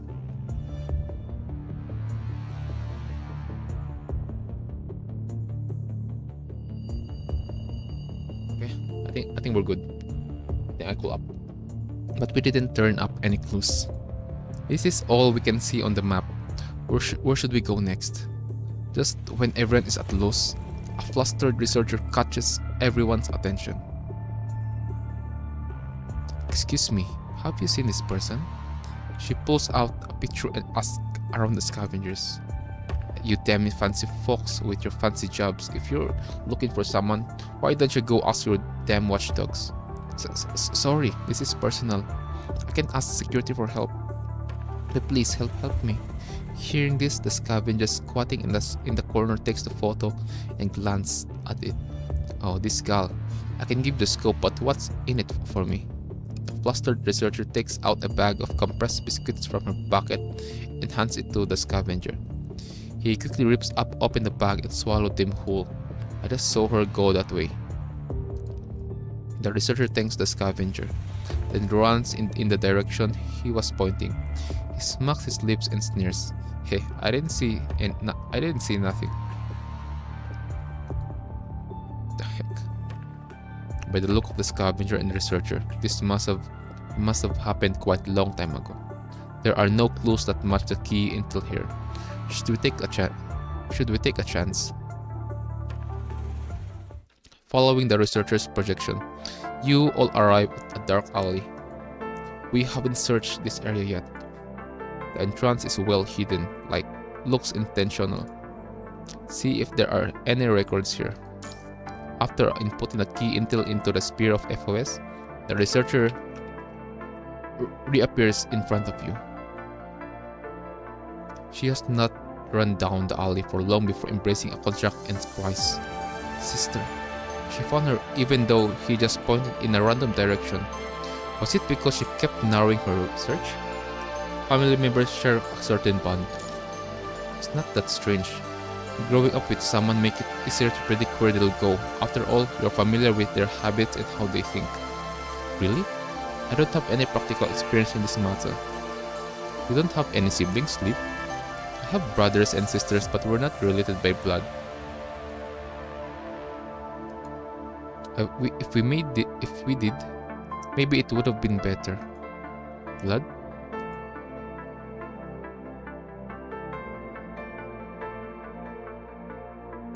Oh yeah, it's because Alpha. Alright, oh yeah. Because of Alpha. Sister.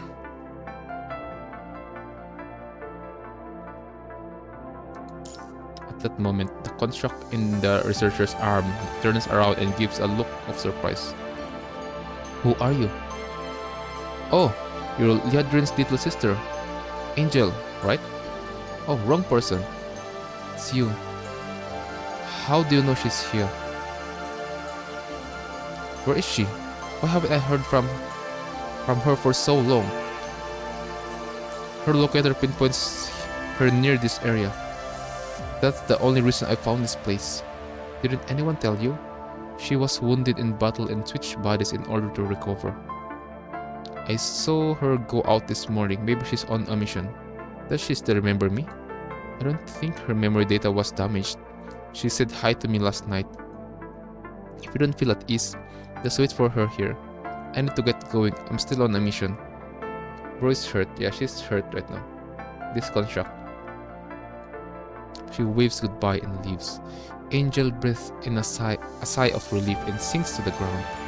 Seems like she's worried about her sister. And as a researcher, the fact that her sister is a construct, she must have her own reasons. Angel stands up and pats the dirt off her knees. Just as she is about to walk to a nearby bench, her comms rings. A message, sister? She opens the message in a hurry. The four of you onlookers step forward and look carefully at the words on the screen. Sorry, Liadrin. I haven't been in touch with you for so long, Angel. I was wounded in battle a few days ago. When I was at the rescue camp, I saw a winged mechanical angel. He told me about a power known as Ascension Network. Oh shit. This is the...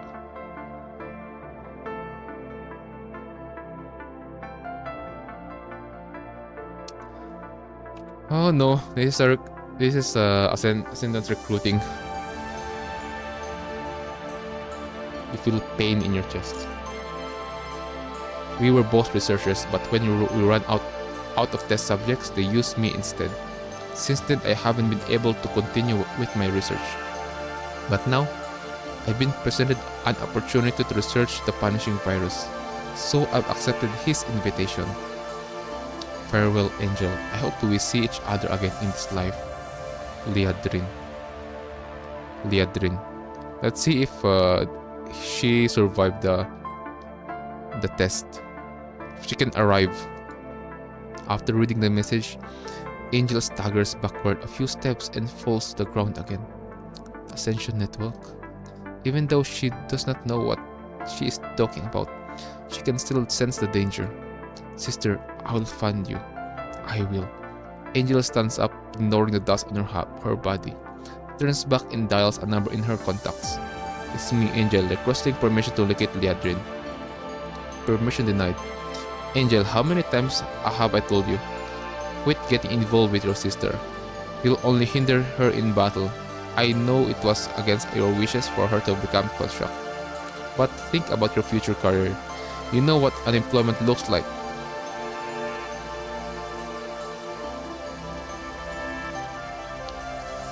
Future career on this demo world, on this situation with against punishing virus, yeah, career.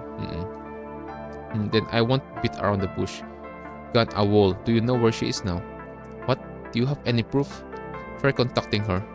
Alright, wait a moment. Shortly after, her comms rings again. I can't reach her. I don't know what happened, but I'm going to dispatch a team to help look for her. For your sake, I hope she comes back to her senses. After all, your sister is quite an accomplished soldier. We put her talent in high regard. Not long after terminating the call, 3 constructs arrived by car. The car's navigation system clearly displays the coordinates of their destination. Angel enters the car and proceeds en route to their destination, quickly disappearing out of sight. Finally, we found a clue. Looks like they went here. Let's get going, Commandant. On it. But do you think she'll be able to find her sister? She'll find it, but it's already too late. If this really is the Ascendant's headquarters, I'm afraid this doesn't look good. Liv clenches her hands and gives a look of sadness. Blood is complicated. When you grow up together, it brings you closer to one another, but in times like this, it also pushes you to the abyss. Blood. This is the second time Lucia says this word. Is she thinking about what happened to her sister, Luna? Oh wait, oh yeah. Luna of Lucia. Alpha, I mean. What? Lucia. I'm here, Commandant. Are you thinking about your sister? Yes. I don't understand why did Luna become an Ascendant. I heard that she was disposed of after failing to become a construct. Did something happen? Why is she with another me? If she is me, why did she choose to become an Ascendant? Maybe she went through something that you didn't. You mean the same person with different experience will make different choices. Wow, that's a deep word coming from the Commandant. Different experiences. If they could do it again, if they could live in a gentle environment, they wouldn't have chosen this path, would they? Yep. Your choice is a proof of that. If only I could know what she went through, I might be able to understand why she made this choice. But Lucia looks up and stretches her hand toward the distant sky. The sun is hiding behind the clouds, struggles to shine a ray of light between her fingers. If I find out from her memories that all of this is a lie, and that my purpose belongs somewhere else, will I become someone like her? This lie.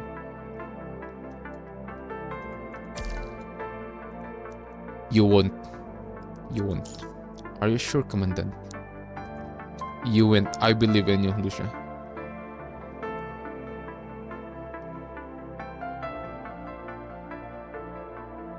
Yeah, believe in you, Lucia. Hearing this, she placed her outstretched hand on her heart. Her smile shows sign of doubt and bitterness. She and I are the same person. I wouldn't be surprised if we'd make the same decision. Do you really believe in me? We're here, Lucia. Don't think about the other else right now. Yes, I'm sure she would make the same decision as you. You mean if she had the same experience as I have, she would also be standing here as a member of the Grey Ravens. Your affirmation does little to assuage Lucia of her worries. Confusion of the unknown, the fear of loss, the possibility of parting after uncovering the truth. All these worries cloud her heart, much like the sun above. Whatever happens in the end, I'll respect your decision, Lucia. Thank you, Commandant. Lucia nods. Although the words in her eyes remain, her smile widens faintly. She turns and leads the rest of you in the target location.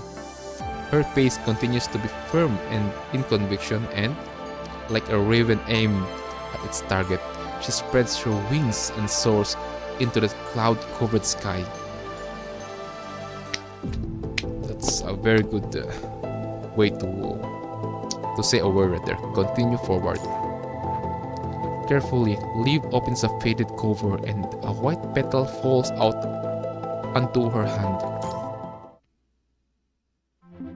The four of you follow the planned route out of the ruins and into an area interspersed with abandoned factories.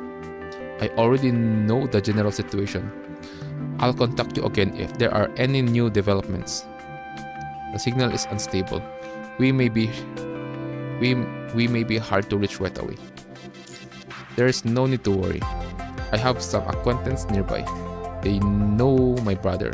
If anything happened, they can lend a hand at a moment's notice. As for you, Commandant, you'll have no problem as long as you follow my brother. Quentin says, you know people that can enter a dead zone? A lot of people went in with main force this time. What's weird about knowing a few of them? Exploring the ruins takes a lot of stamina with all the heavy protection equipment and safety terminals. That's why Commandant can't operate around dead zone for too long. Lee, make sure the Commandant gets some rest. There's bound to be trouble. The Commandant needs to be at peak performance to make sure nothing bad happens. Morai smiles and says goodbye to the four of you, then terminates the call. We've been fighting for quite some time now. You should rest up, Commandant. Let's head pat leave before we rest. I don't have time. Commandant. Let's rest. Commandant, go rest. She worries. Our daughter's chat. If our daughter worried, we'll do everything, alright? Liv looks sad. Commandant, go sleep. But she does not say anything, so you continue onward. Oh no. With the warm afternoon sun at your backs, the remain left by the red tide emits the same peculiar gases surrounding you on all sides. Then crumbling building nearby form a concrete forest reaching into the low clouds, limiting their visibility. In the shadow of the abandoned factories, there is a pile of crates of varying sizes, most of which show signs of being rummaged through. I wonder if those crates contain any clues. As she keeps moving, Liv examines the crates stuck on the side of the road. This area has already been picked clean by scavengers. I doubt there's anything of value here. Scavengers rummage for supplies, but clues will be left in their tracks. Hey, what's this? Liv runs up to the crates beside her and returns with a book. The book appears to have been hidden in the crates and its pages were specially preserved. Interesting. Even then, the book has deteriorated over time. It seems like the pages will rip out with little effort. It's a book, the predecessor to ebooks. I've heard that people in the Golden Age would restore ebooks into physical copies that were sold for nostalgia or collections. Looks like it's one of those physical books. The four of you continue onward, book in hand. While Lucia continues to look around, she glances at the book in Liv's hand, seemingly interested. What's in the book? Is it a clue? Carefully, Liv opens the faded cover, and a white petal falls out onto her hand. It's a pear blossom.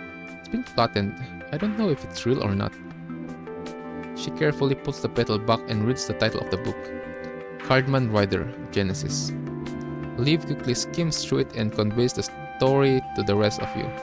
Based on her description, the story is about the fate of a young man who uses the power of cards to shapeshift and save the Earth from aliens with the help of his companions.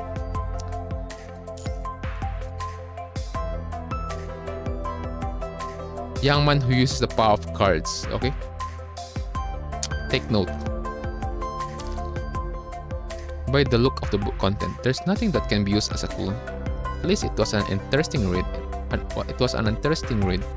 I feel that it's great to be able to trust and fight side by side with your companions, not just in the story but in real life as well. Same here. I'm really glad to have met you all. Liv nods and carefully turns the book to the last page.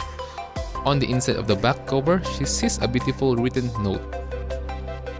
Earth has been stricken with innumerable disasters, and time has washed every one of them away.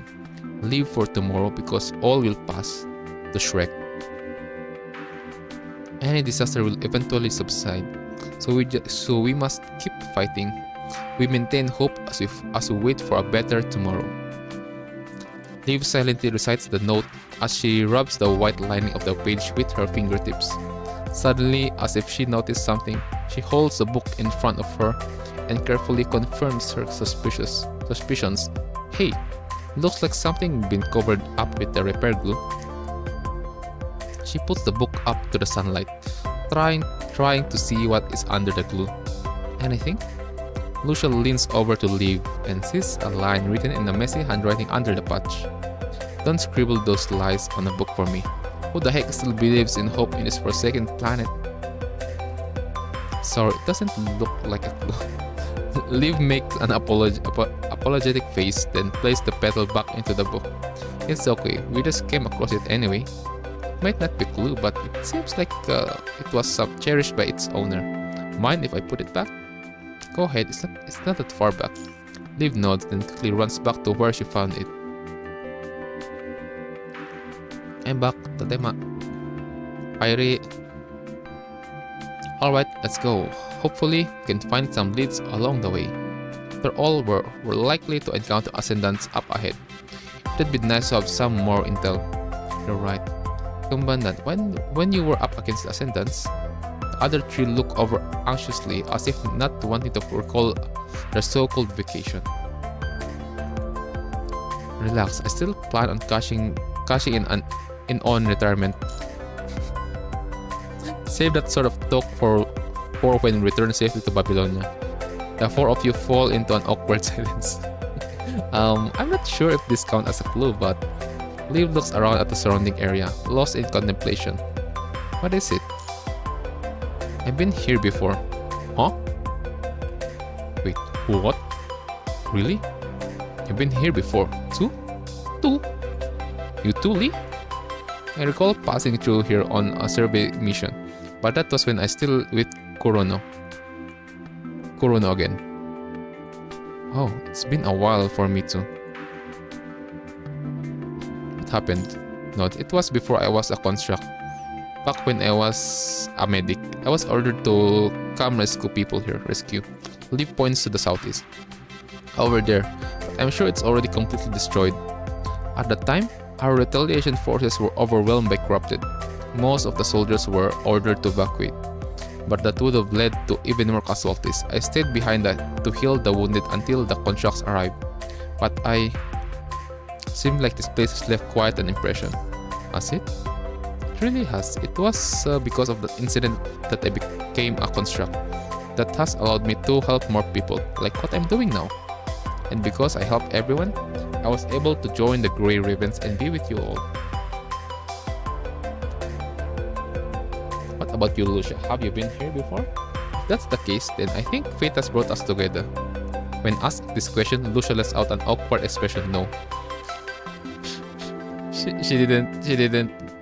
didn't come here. This place seems No. She's also from here. Wait, what? Alright, interesting. This place seems familiar, but I can't recall why. Maybe you lost some of your memories when you changed frames? Back then? No, I already checked. Lucia MIND didn't suffer any memory loss. And her memory data was stable. Ah! Thank goodness. I thought chat, because again, that's why I'm like getting annoyed on when I started chapter 13. On how the story got started there after chapter 12, after what happened on chapter 12. Because on how it, maybe it's because on how I understand like how it like what happened and stuff. So I thought that Lucia like lost her all memories, like it's go from 100% to 0. So like, and like I'm kind of worried about it. So yeah, okay. Oh, okay, it's okay. My question, my curiosity, and my annoying stuff is solved. Lucia didn't suffer any memory loss after the change of frame. Alright, because again the frame have the data, a lot of data from Alpha. Lucia didn't lose any of her memories when she was transferred into the plum frame. Maybe it's just deja vu? Deja vu? You probably have been somewhere similar. That's why you think it looks familiar. But I don't have any memories from a place like this. Maybe you lost some memories before you transfer into the plum frames. Think now.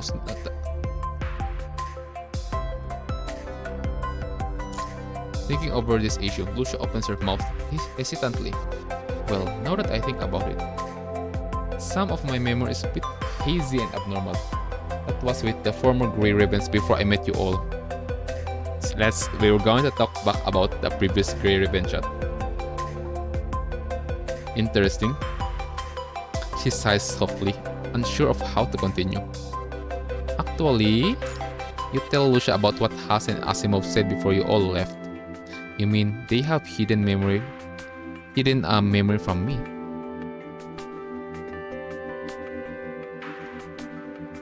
I can authorize you to access the memory. Lucia lowers her head in contemplation for a moment. I trust your decision, Commandant, but we should prioritize the mission. Time is of the essence. Also, I still have something I need to confirm. It's fine, Lucia. Don't worry about whether or not you've been here with others before knowing the Commandant. From now on, the four of us will be on missions together. Alright, I'm not worried about this, but you're right. No matter what happens in the future, the Grey Ravens will always be together. Now, I'm kinda worried now.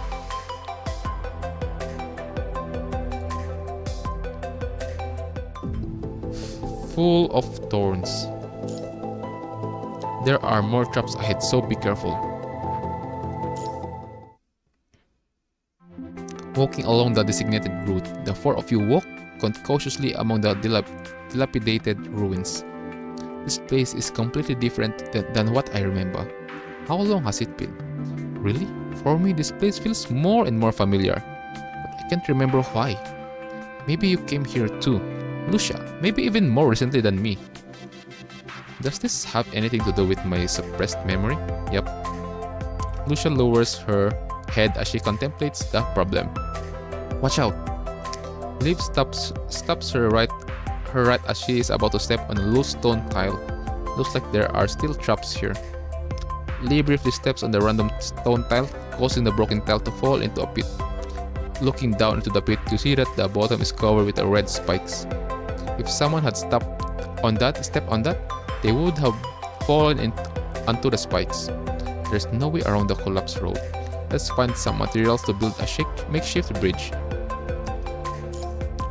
Sorry, I was being careless. Looks like there are still traps all over the road. We need to be careful. You're right. Be on the lookout for supplies we can use to get around the traps. Let's go, Commandant. Let's go. Let's go. We are here. We were here. I would still have some foolish hope had that never happened. How? Alright.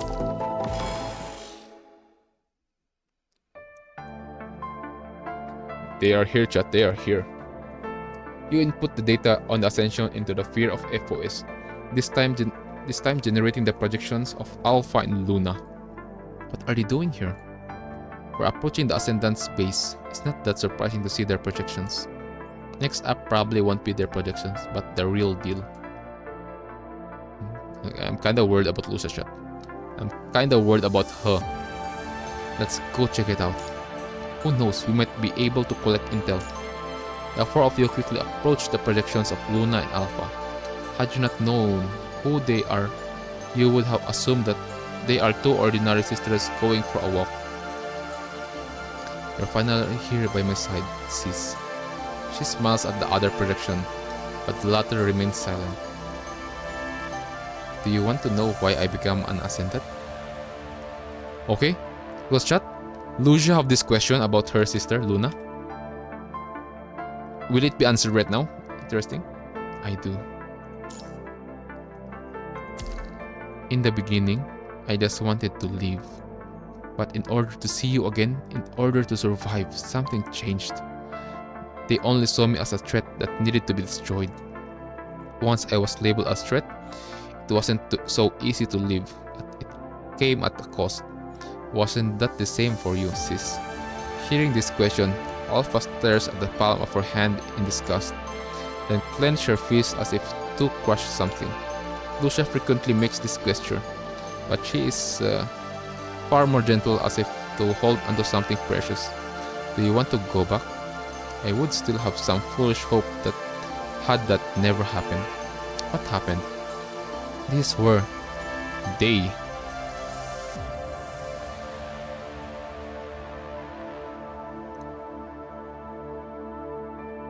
With an expression of disgust, Alpha reaches out to the distant sun. This resembles the same action Lucia did before, but it is fundamentally different. They, unwilling to recall the memory, she furrows her eyebrows and disappears into the distance with Luna's projection. The four of you follow them for a short distance until you see the projection of Lucia Lotus among them.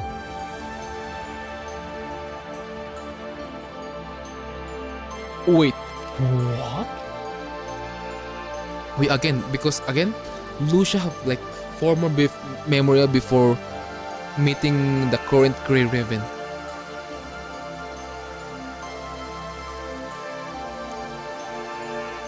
So I've been here before just like everyone else. Time and war have ravaged this area, dealing irreparable damage to the land. However, a sense of familiarity still remains to give the three of them a sense of nostalgia. If this is where my suppressed memory took place, want to have a look? I would still have some foolish hope that had that never happened. What does she meant by that? Recalling Alpha's words, Lucia is silent for a moment. I'm really grateful to be with everyone. Even if this grateful feeling, according to the other me, comes from my ignorance of the truth. But now, no matter what I was born to do, I'm sure your conviction and tenderness would steer me once again in the right direction. Yes, I'm sure of it. She reaffirms herself quietly.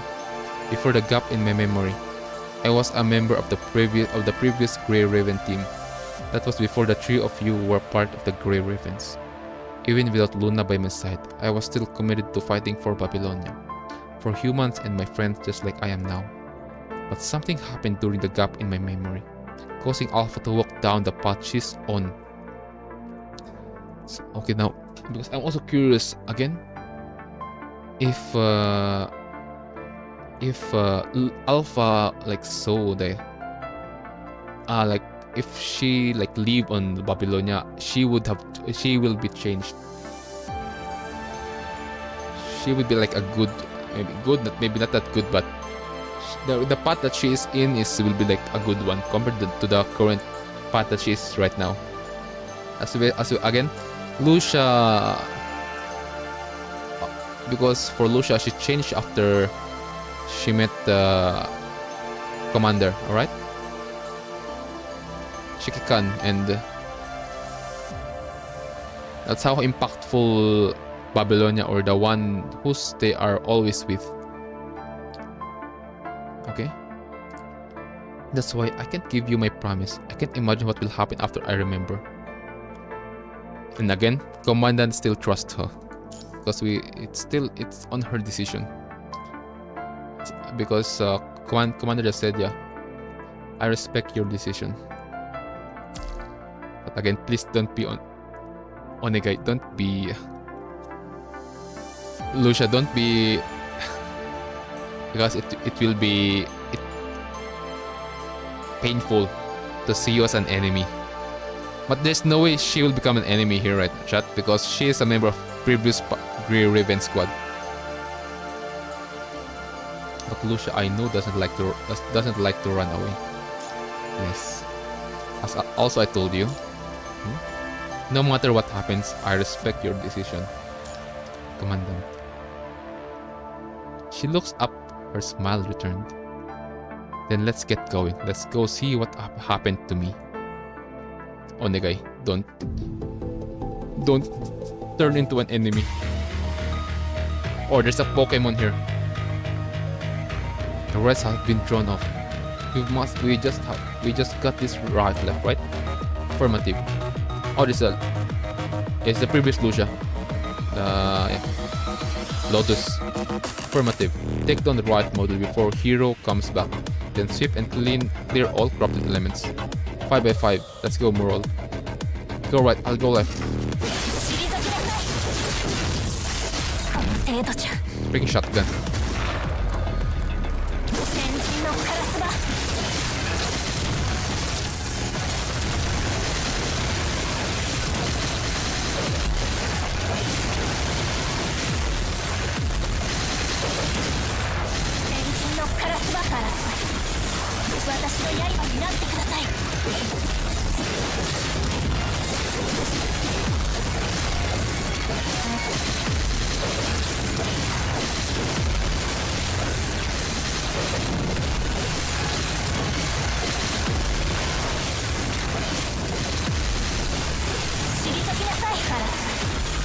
私の刃になってください。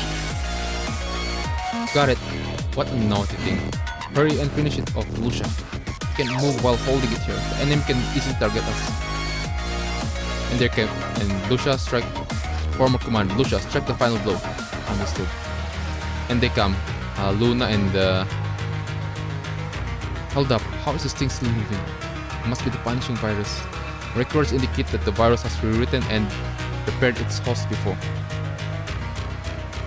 Which also means that our attack are working. Keep up the good work. I'll send you to your end. Who's there? Muroi, soon. Yep. Alpha and Luna is here. My invert device, damn it. Ryan is going to break free. Careful, facing right alone. I see, all I remembered was the electronic shackle on right had somehow disappeared. I didn't know I was the only one left. But that's okay, I'll take on it by myself, just like what I did last time. Oh, we're here. No, Lucia, you have us now. You can maximize the efficiency if you fight alone, while there are teammates around. Thank you. I don't have to fight alone anymore. Nothing can break Ray Riven apart.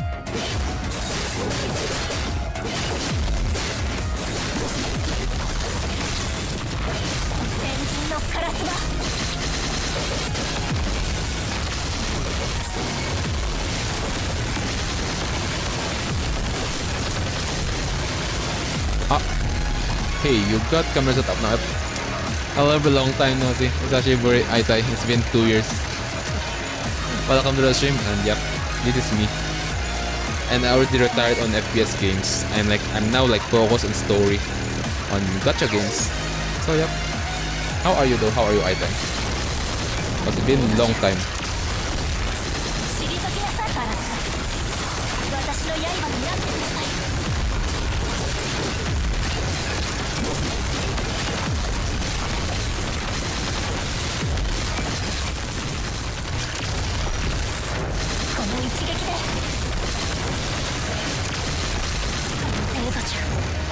I'm good. Has it been? I mean, even being active on FPS game, yeah, it's been 2 years.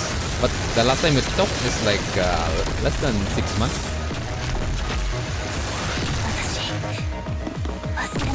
Use an emergency activation.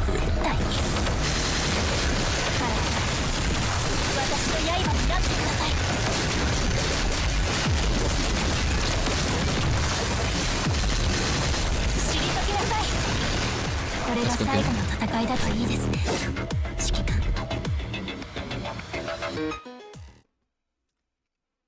And 400 follows now. Well, don't keep it up. And also, keep wait. Are you still streaming though, Aitai? Because I haven't noticed. Are you still streaming? Continuing your streamer journey? Remember me when you're famous. Let's see. Because guys, chat. Famous ka. I don't really plan to be famous. I'm just building a normal wholesome community on my Discord, and yep, community also on Twitch or YouTube. So yep. Shattered shards. Okay, remember me when you're super rich. I don't plan to be rich, lol. I just want to be like a normal streamer. Trust. That's my plan. But still, no, I'm just chilling. Oh, alright. So well, let's do our own stuff. And but the only thing I wish that, guys, those who are fellow streamers, fellow upcoming new streamers, please let's still be the same in the future. Okay, let's not change into something bad. Alright, that's all. And you can have the normal life. Let's continue. Shattered shards. It's up to you to decide when to let Lucia get that memory back. The right in front of you lets out a strange roar, then turns into remains like before. It's abnormal for Commandant to not respond. Moral, soon, we're pulling out. I remember saying that before, but the projections then fill the blanks in Lucia's memory. Oh yeah, this is on this, guys, PGR players. This is on Lucia's interlude, I think. Right, I'm gonna go. Enjoy your game. See you again soon. But enjoy up. Thanks for staying and yeah, see you later. Yep. The projections then fill in the blanket. In the blanks in Lucia's memory. Blanket. What? Lucia, go. I'm worried. The commandant is also in danger. After all, we only just escaped. How could I leave you here? She goes to Morol and Soon, trying her best to carry one of them first. At the time, the long disconnected former commandant finally contacts her. Lucia! He gasped for air as he has just been through our arduous battle. Commandant, Morol and Soon are seriously wounded. I need support. We can't. I know it's cruel to say this, but leave them here there. I've been ambushed. Get over here and provide backup. I can't abandon our comrades. Don't worry about us. Soon and I can transfer our memories. We'll see you again in no time. Memory transfer? But the technology is still... Don't worry, we might lose some memories, but we'll be fine. Soon forces a smile under an unbearable pain. Wow. What a great comrade here, chat.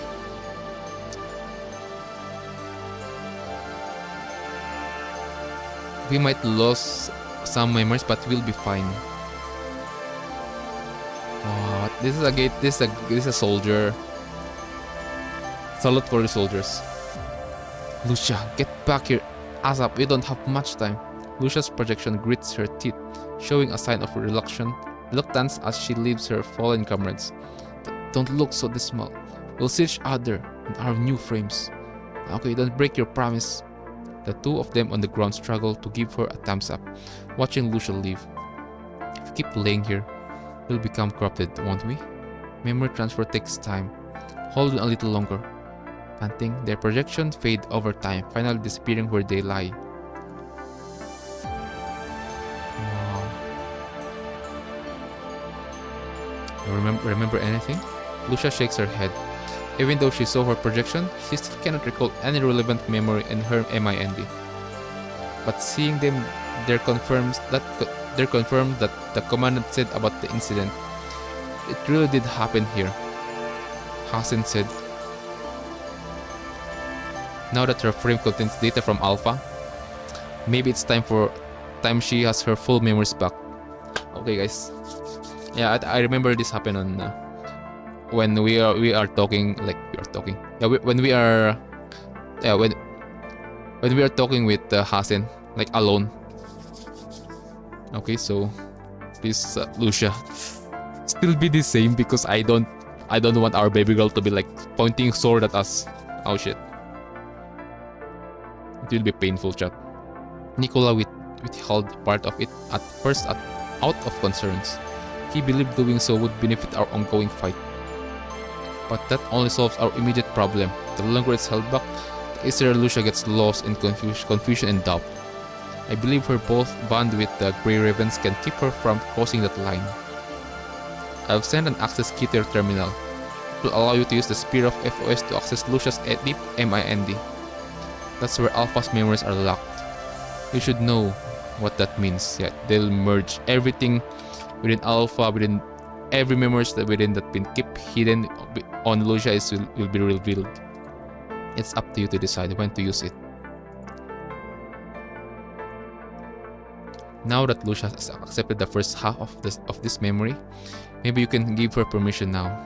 Lucia, just as you try to persuade her, you receive an emergency notification on your com. Oh my, what a wrong timing.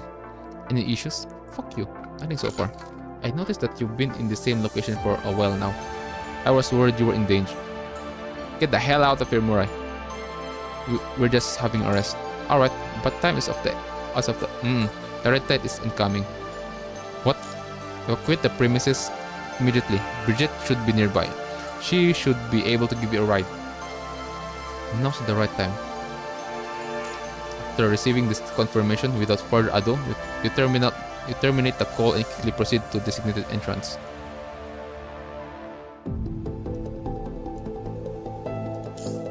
Wow. Okay, guys, chat. I think we can talk for a bit on what happened on Deserted Tide. Yes, guys.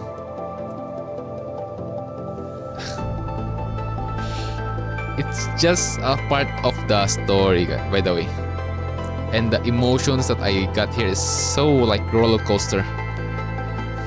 Like like the mother giving her child chance to live by sending his only one son to go to become a like soldier so that he can have food on his mouth while his mother is suffering. And at the end, on the last meeting,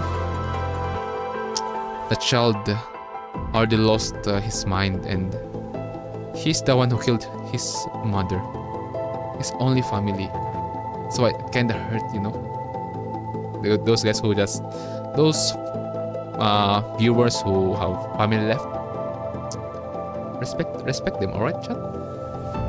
I mean, for me, I still have all of my family member is still living and breathing. It's just maybe this emotion of mine came from when I stayed on the let's have a streamer IRL related stuff. Yeah, because I've stayed in the hospital for like, I've been in and out on hospital because I've been taking care of someone for like 2 to 3 years, and I see a lot of people die there in pain, suffering, and sad. And maybe it have like affected me emotionally, because what do you expect? I've been seeing them like, you know, you just sleep on the hospital for like that day, and then the next time you wake up, they're already not there.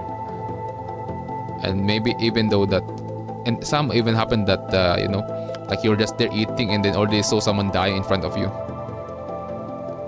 and their family members that they're like crying, like calling the doc, like come here, like please help something. And maybe that's what makes me so sad about stuff like family, you know, losing them. Guys, I thought this game is wholesome. Chat, I thought PGR is wholesome. This is the second time. Yeah, this is second time already.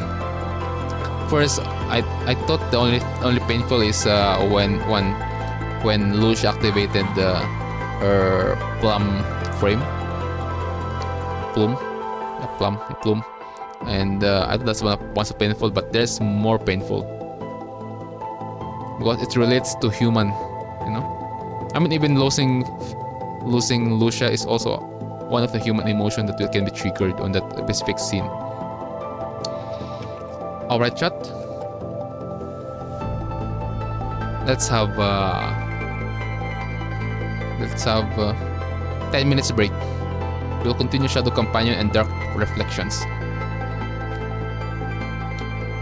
Okay, those who are new on my stream, we will going to have 10 minutes, 12 minutes break.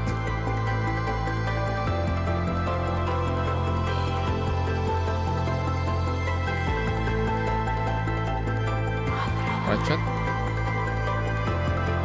Yeah, we're having going to have a break.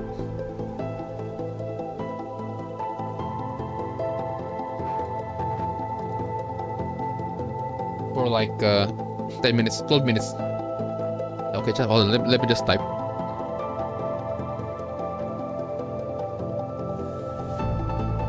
We'll be having 12 minutes break.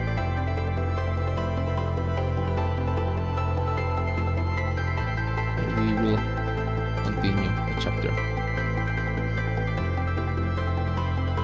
Your streamer need to relax for a bit, right? A lot of stuff that's just happened, alright?